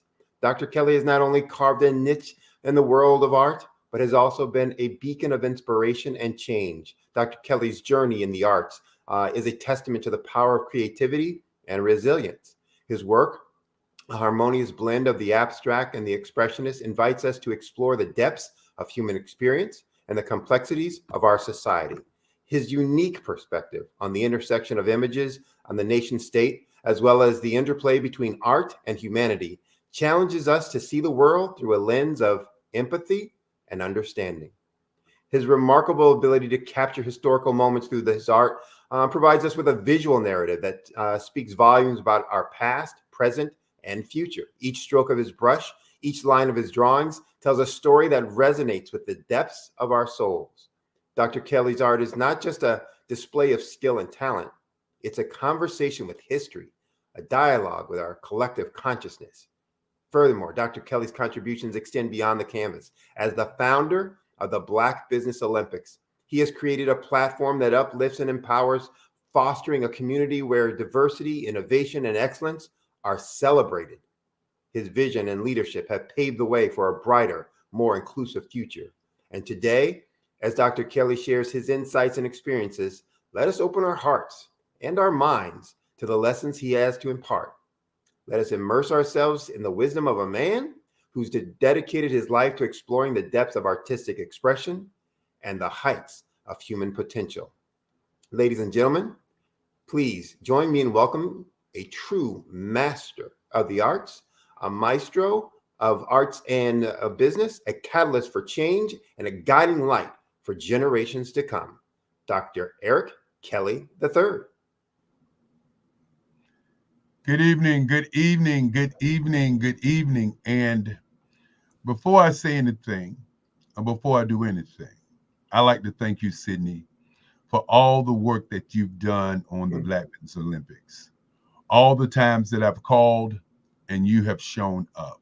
I think many times people don't understand, what showing up actually is. And showing up is showing up in excellence. And you have been excellent every day that you've been a part of this project. Well, I appreciate it. I enjoy being here. And I know you're excited about, not only all that's happened this week, but all that's to come. And we're closing out another spectacular week with the Black Business Network. A ton of workshops, seminars, talks, exchange, chats, where hopefully folks have found tons of interesting ideas and concepts, as well as things that are will help them kind of expand their business and grow their business in all kinds of ways, shapes, and forms. And that's a testament to you and what you put together here. So I am going to get out of your way, let you do your thing, and close out the week. But as we say, genius is common. I'll see you on the other side. Thank you so very much, Sydney. The word thank you is a powerful word, a word that's not used enough of. Well, I like to say to all of the speakers, all of the audience, all of the moderators, all of the behind the scenes individuals who have made this vision a reality. I like to say thank you. The reason I want to say thank you first is because thank you is what I mean. Thank you is how I feel. And thank you is why I do it. The Black Business Olympics has been a journey, a movement that's moved across the globe with speakers from all parts of the world, not just in North Carolina, not just in North America, not just in Australia, Europe, or South America, but in Africa. Now, before I begin to talk about or present my topic for this evening, today is Black Business and Innovation. And I want you to begin to think about that before I begin my presentation. Black Business and Innovation. And for those of you who are tuned in right now, and this is your first time tuning in, and you're catching the last hour of the broadcast, I want you to understand or know that we've transformed the last 7 days into a university of Black businesses globally. Monday, we embarked on inspiration, empowerment, and education. On Tuesday, advertising, public relations, marketing, sales, merchandising. Wednesday, Black business and social media. And then, of course, Thursday, diversity, equity, and inclusion, and access to money. Friday, Generation X versus Generation Z. How do we bridge the generational and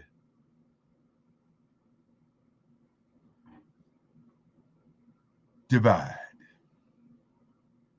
Then, of course, on Saturday, Black business and the culture. And today, Black business and innovation. 7 days, over 145 speakers speaking about Black business. The Black Business Olympics brand is Black business. With over 11 trillion in North America, our brand is Black business. Now, I want to start my talk by thanking my grandmother, Lovella Stancil Kelly, who in 1990 came into my office and said she had an idea. And that idea was a business show to bring Black businesses together with corporate businesses. At that time, I did not understand what she was talking about. I was running an advertising agency. And in my mind, I wanted to understand what the value of bringing these businesses together.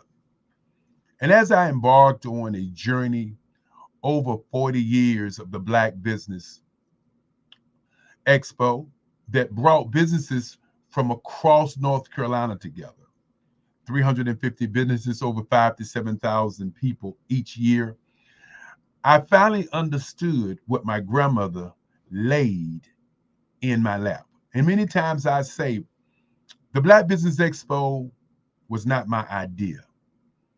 It was an idea that was dropped in my lap. My grandmother understood that I loved what I did in advertising. And she saw a moment in time to change the trajectory of people's lives. And so I would also thank Henry Stancil, my daddy, the guy who really raised me. All my ideas, how I talk, how I walk, is from Henry Stancil, my great grandfather. And then again, I want to thank my great grandmother, Esther Nene Stancil. I want to thank her for all the times as a little boy where she made sure I understood what was going on. Papa always made sure that I was focused on what I wanted to do. As I tell the story all the time, that he stopped by my bedroom and said he wanted me to be a lawyer. I said I wanted to be an artist. And he said, if you're going to be an artist, then you need to start a museum by putting your pictures up in this wall and to sell to collectors only. And that has never changed in my mind as I have grown to be a man, to sell to collectors only and to protect my work. My grandmother said, Lovella Stancil Kelly, she said that when I got an art scholarship, it changed who I was. It changed how I act. It changed how I walked. As I went to college on that scholarship. And of course, for those who don't understand, when you don't have to pay to go to school and you're going to school on a scholarship, you have total freedom. And then I want to thank my mother, Frances Cagle, who, in spite of all the things that I have on my mind, always makes me grounded to understand what it is to care for people, what it is to do the right thing, and what it is to be the best at what you're doing. Now I want to thank my team, want to start out with a young lady who has done great work for us, Maroc Hicks, who understands the vision, who articulates the vision so well to sometimes I have to look in the mirror and ask myself, who's running the show? Want to thank a young lady by the name of Bree Morris, Superwoman. When you hear up, up, and away, that is Superwoman. Bree Morris, who in the clutch always performs, who makes sure that our magazine covers, our videos are just impeccable. Want to thank her for not only her leadership, but her guidance and her ability to present what you're talking about. Want to thank Bree. Want to thank Dr. Madeline Ann Lewis, a young lady who has just been tremendous on the team, who has taken this vision and this journey and presented to the world how important it is to bring all of these people together to create a network that challenges the status quo. Want to thank Sidney Warmsby, who introduced me. Want to thank Grant McGaw, who also has been a beacon of light. As we look at today, as we look at our speakers, who have done a marvelous job, you know, I can't begin to talk about thank you unless I must start with Monday. And some people say, well, Dr. Kelly, you know, each time that you do this, you take a moment to thank the people who spoke. And the reason I do that is because what they have done should be noted. It's noteworthy what they have done. How they have shown up and share with the world their vision of who they are and what they do is noteworthy. Now, my talk is going to be about, do you exist? How do you exist? And why you exist? But before I do that, I want to say thank you to Andrea Adams. I want to say thank you to Dr. Madeline Lewis again. I want to say thank you to Miss Perry. I want to say definitely thank you to Jerry Smith, Angela Baptiste, and Dr. Sheila Smith. I want to say thank you to Alan Thornton, Jeff Ingram, Renata Brown, who's actually going to be doing a literary Black Business Olympics. I want to say thank you to Tandra Price and her Super Bowl program. I want to say thank you to Dr. Sean J. Harris, who stopped by and who has given me more energy than you know. I want to thank Tara Harris. And Tara Harris is a young lady who really has done an outstanding job. I want to thank Sean Lassity. You know, Sean Lassity, want to thank him. Grant McGaw from Omaha, want to thank him. Want to thank Gene Baker. Want to thank Nathan Malinga out of Africa. Want to thank Dr. Enolia Forte out of Africa. Want to thank Deborah Crawley. Want to thank, again, out of the UK, want to thank Spiritual Teak. You know, rediscovering your personal thought. Want to thank Philomena Monacour. You know, as I begin to thank the people, I want to thank Dr. Michelle Boone Thornton.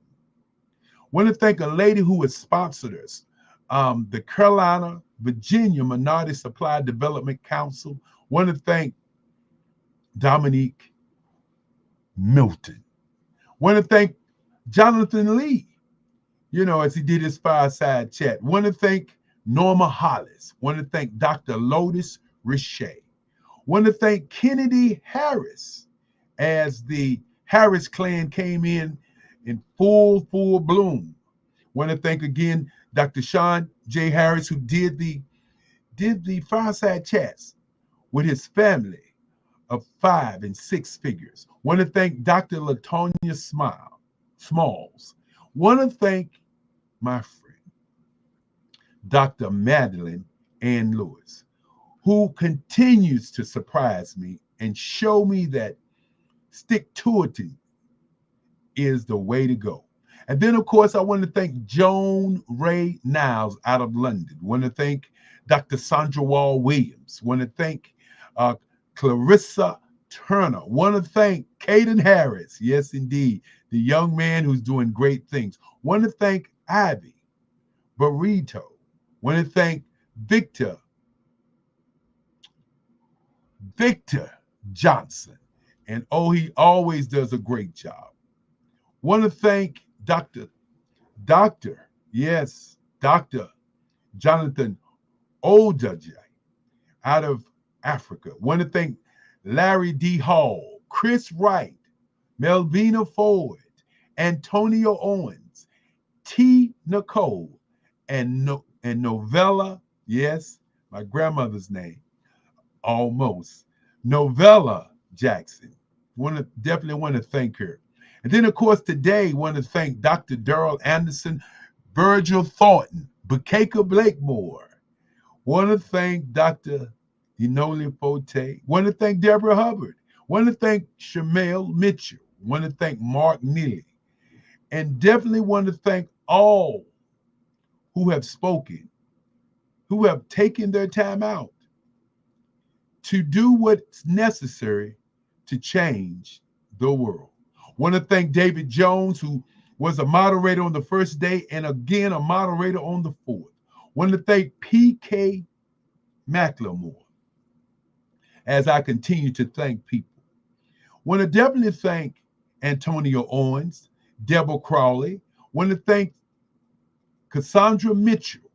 Want to thank Mary Hatfield. Want to thank Dr. Gerald Hightower.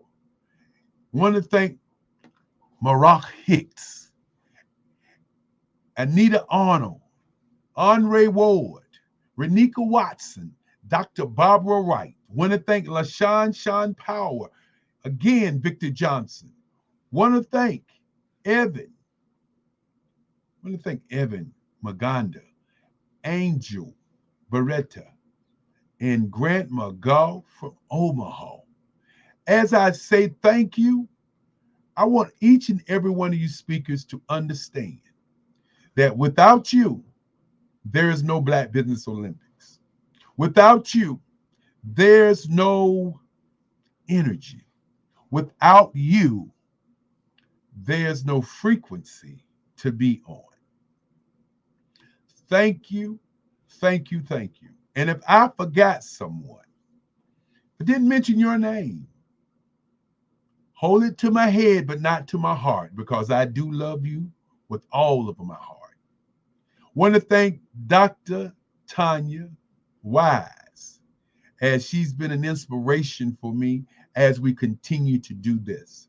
Want to also thank Dr. Tabitha Russell, who continues to give me, guidance and give me, just that little oomph as I continue to do what I do.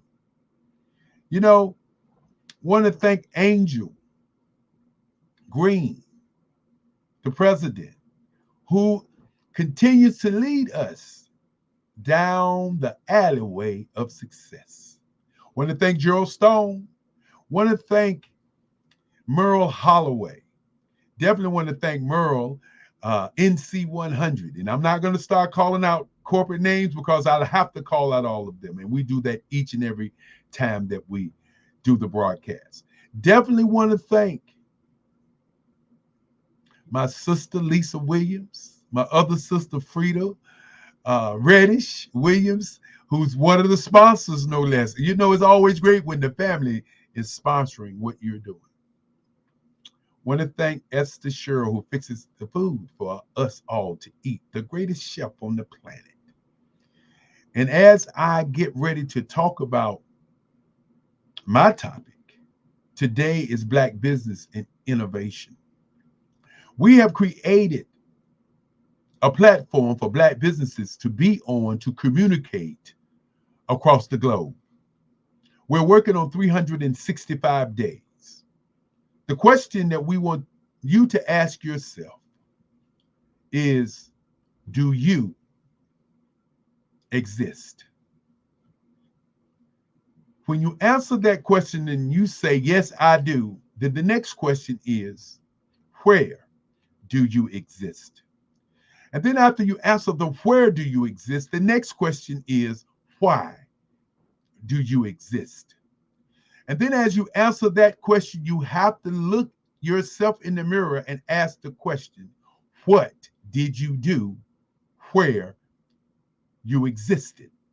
And tonight, I want to talk a little bit about why the Black Business Olympics exist. What is its why? The why is to raise scholarships for kids.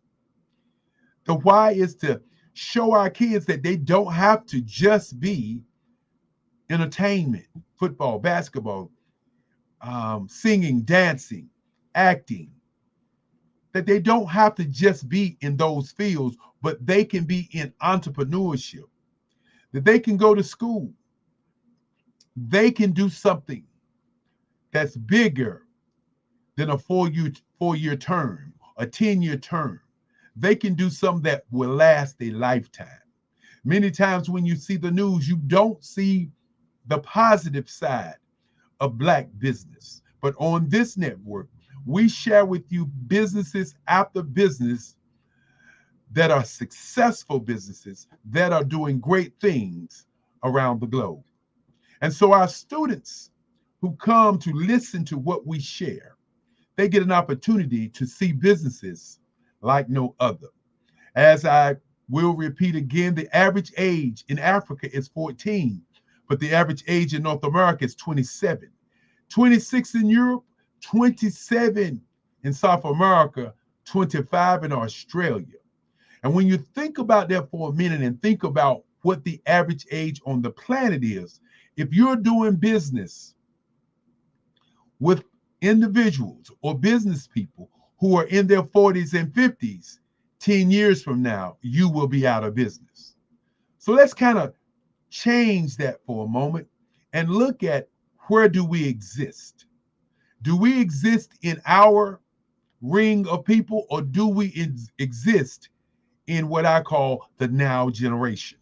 The 27-year-olds, the 14 years old, the 15, 16, and 17-year-olds.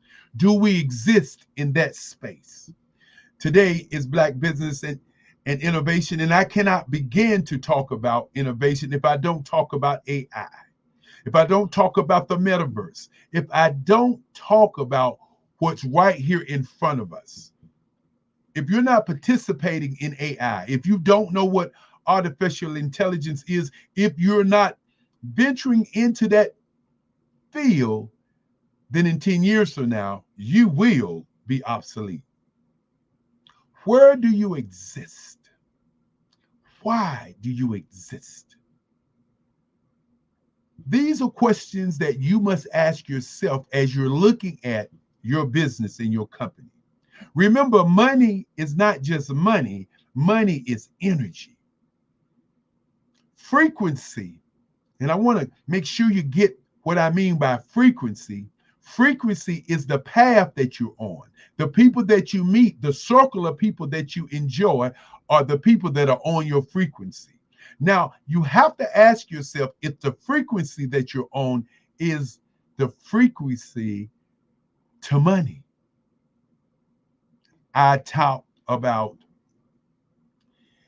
your mind state, your mindset, your mind print, and of course, your mind state. Your mindset. How is your mind set up?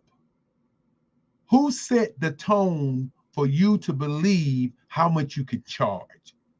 Who set the tone? Who set your mind up to believe the things that you believe about who you are? When I talk to some business owners and I may say, well, hey, what are you charging?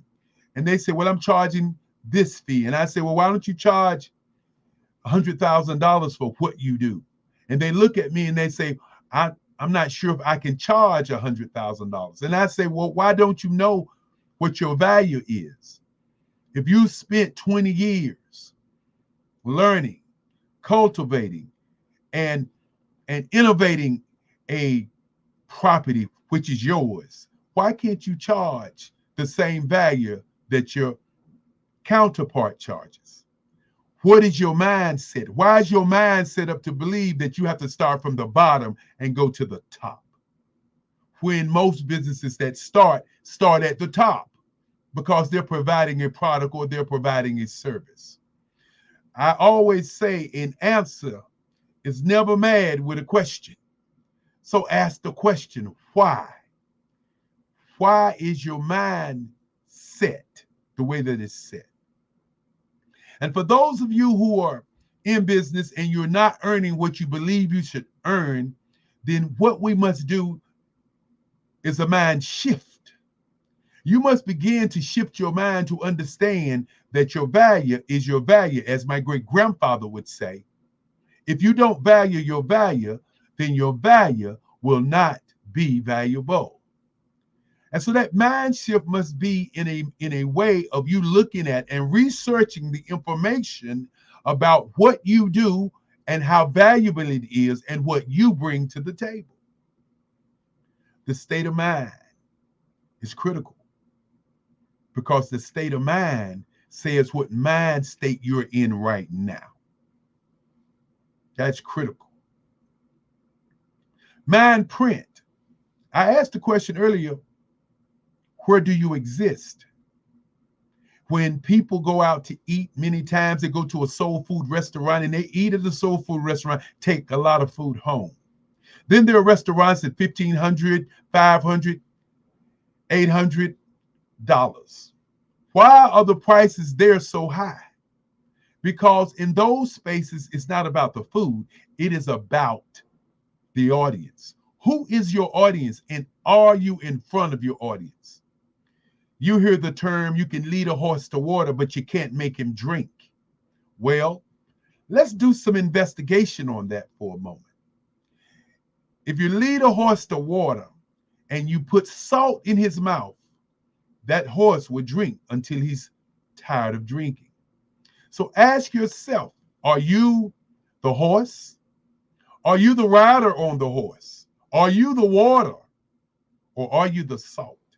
And I submit to all of you business owners and all that listen to this broadcast, we must work to be the salt. Because when you're the salt, then your audience will drink until their thirst is quenched. So as we look at our mind print, you have to understand that there are 5 different spaces there on your mind print. And the first one is your gray print, your subconscious mind. What's in your subconscious mind? What are you looking for? Whatever you think about all day long is who you are. Your subconscious mind will find where you are, will find what you need. But many times we listen to radio, television, and newspaper, rap songs, and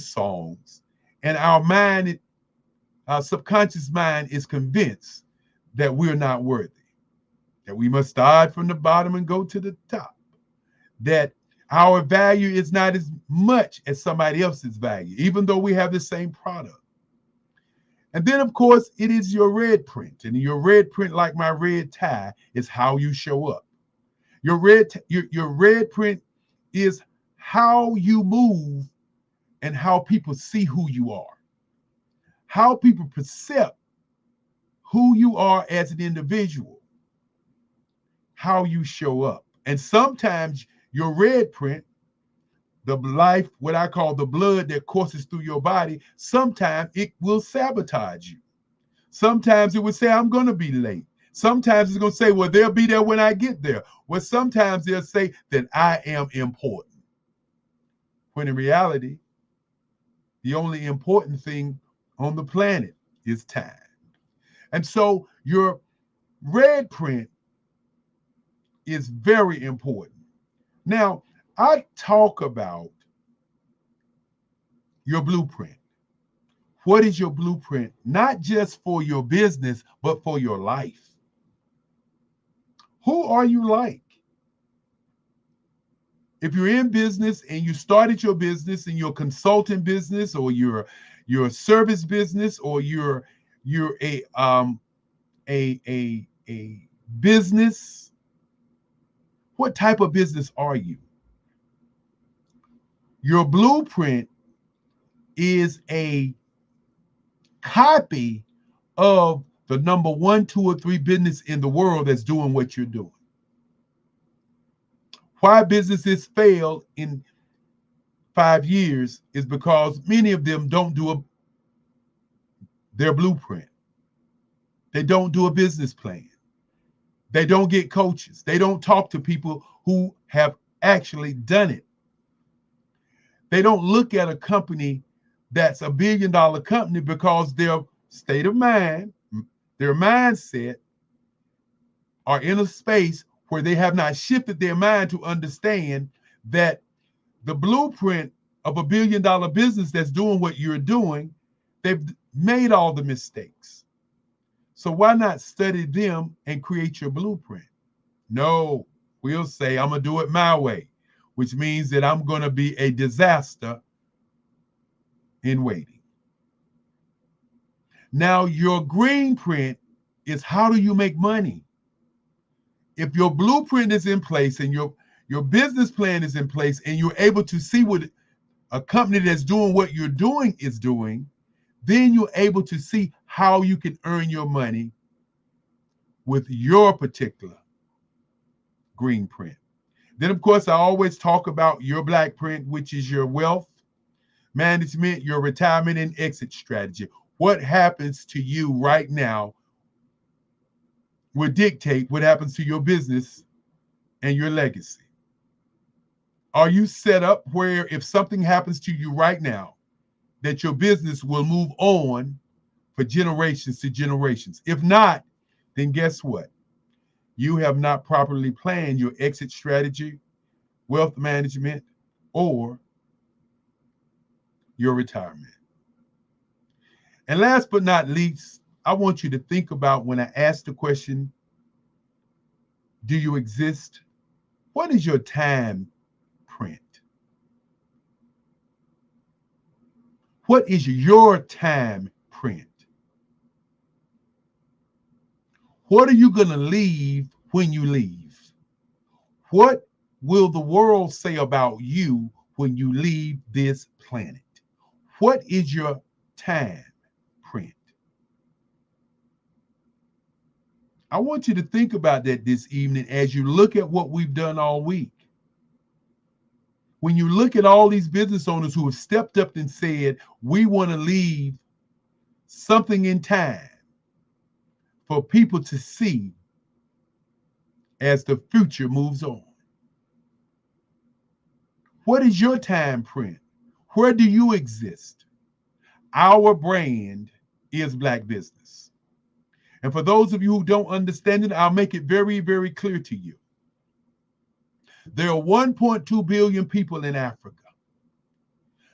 There's only about 2 billion people who are Black, African, African-American, Black American, Afro-American, and the other billion people are in Europe, America, South America, Australia, Brazil. So think about that for a moment. Where do you exist?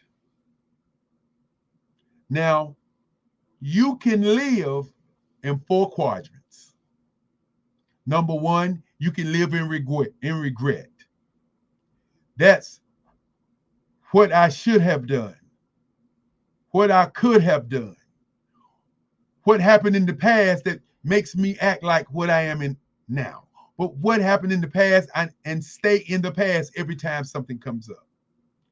Or you can live in anxiety. That's the other quadrant. That's the future. What's going to happen in the future? Oh, I'm planning, but what's going to happen in the future? How is the future going to dictate what I do now? What's going to happen in the future? so you don't do anything because of fear of the future.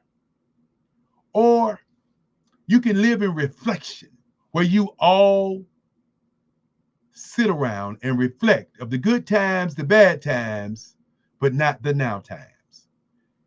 Reflection. Reflection is a beautiful place because you can go into reflection to see regret and see the future. But the key is not to stay in reflection, because staying in reflection keeps you from the now. The now is the most happiest moment in your life.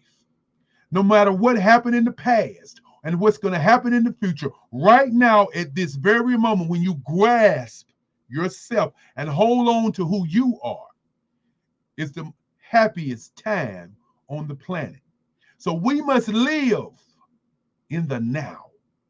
We must think about our lives in the now, because guess what? We can't do anything about the future. We can't do anything about the past. And reflecting on it every day keeps us in a space of non-progress. So I ask you again, where do you exist? In the past, in the future, in the orbit of reflection, or do you live in the now?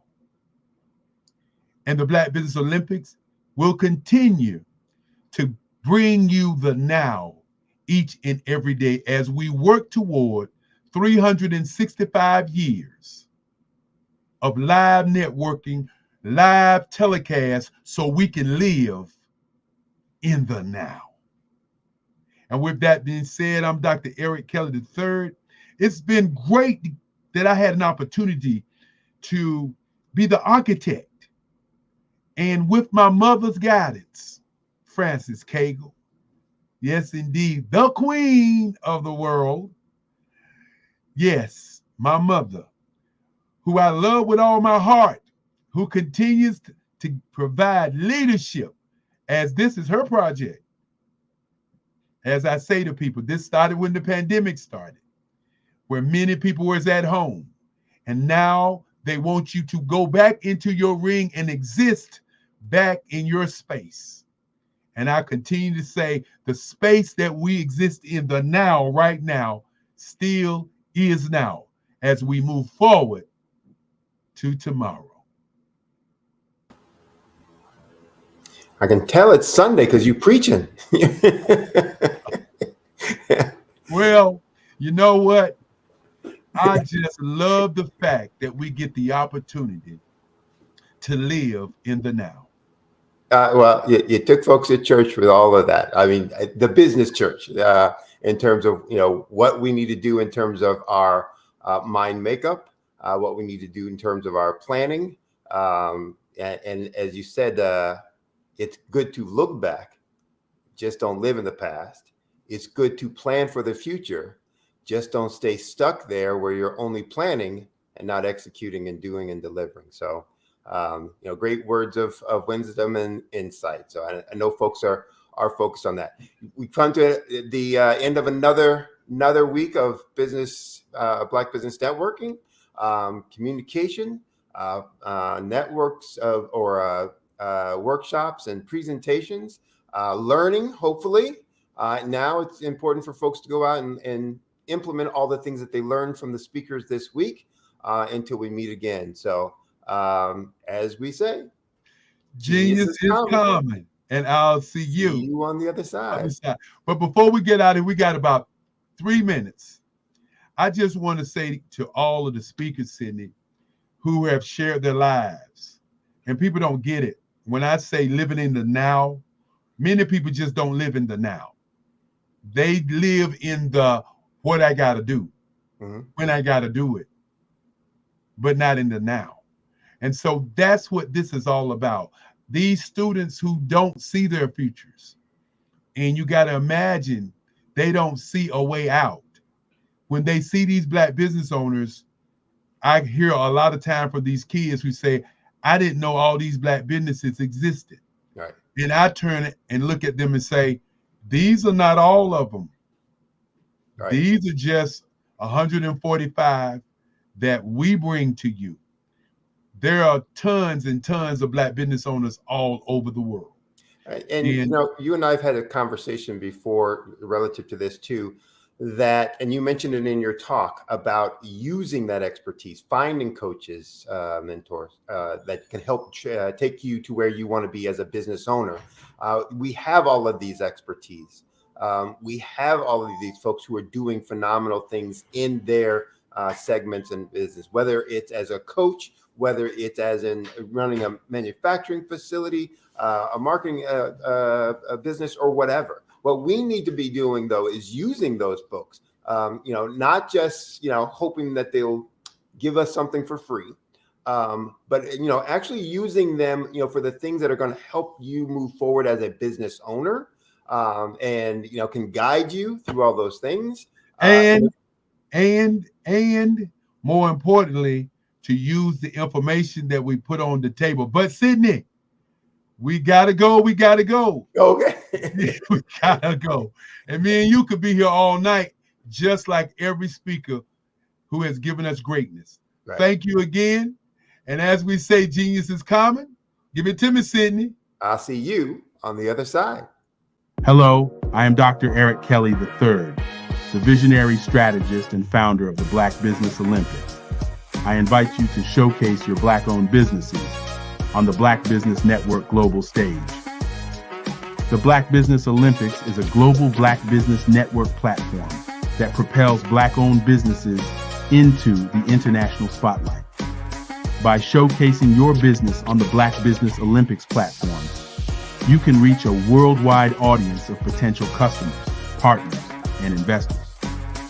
You can also establish yourself as a thought leader, an expert in your field, attract lucrative partnerships, and more speaking engagements. In addition, the Black Business Olympics platform provides a valuable opportunity to connect and collaborate with like-minded entrepreneurs and business professionals from around the world. This can lead to new business opportunities, ideas, and relationships. Finally, by sharing your story and expertise on the Black Business Olympics platform, you can inspire and empower others. This is a powerful way to make a positive impact on the world and leave a lasting legacy. If you are a Black-owned business owner, I encourage you to seize the opportunity to showcase your business on the Black Business Olympics platform. It is a once-in-a-lifetime opportunity to make an indelible mark on the world. Be one of the 1,000 visionary entrepreneurs who are changing students' lives, shaping industries, and leaving an unforgettable legacy for their families. Unleash your voice on our global stage and watch your business thrive. Black Business Olympics is one of the largest Black business showcases in the history of Black business in the world. Yes, the entire world. Just give me a call today at 919-308-9090.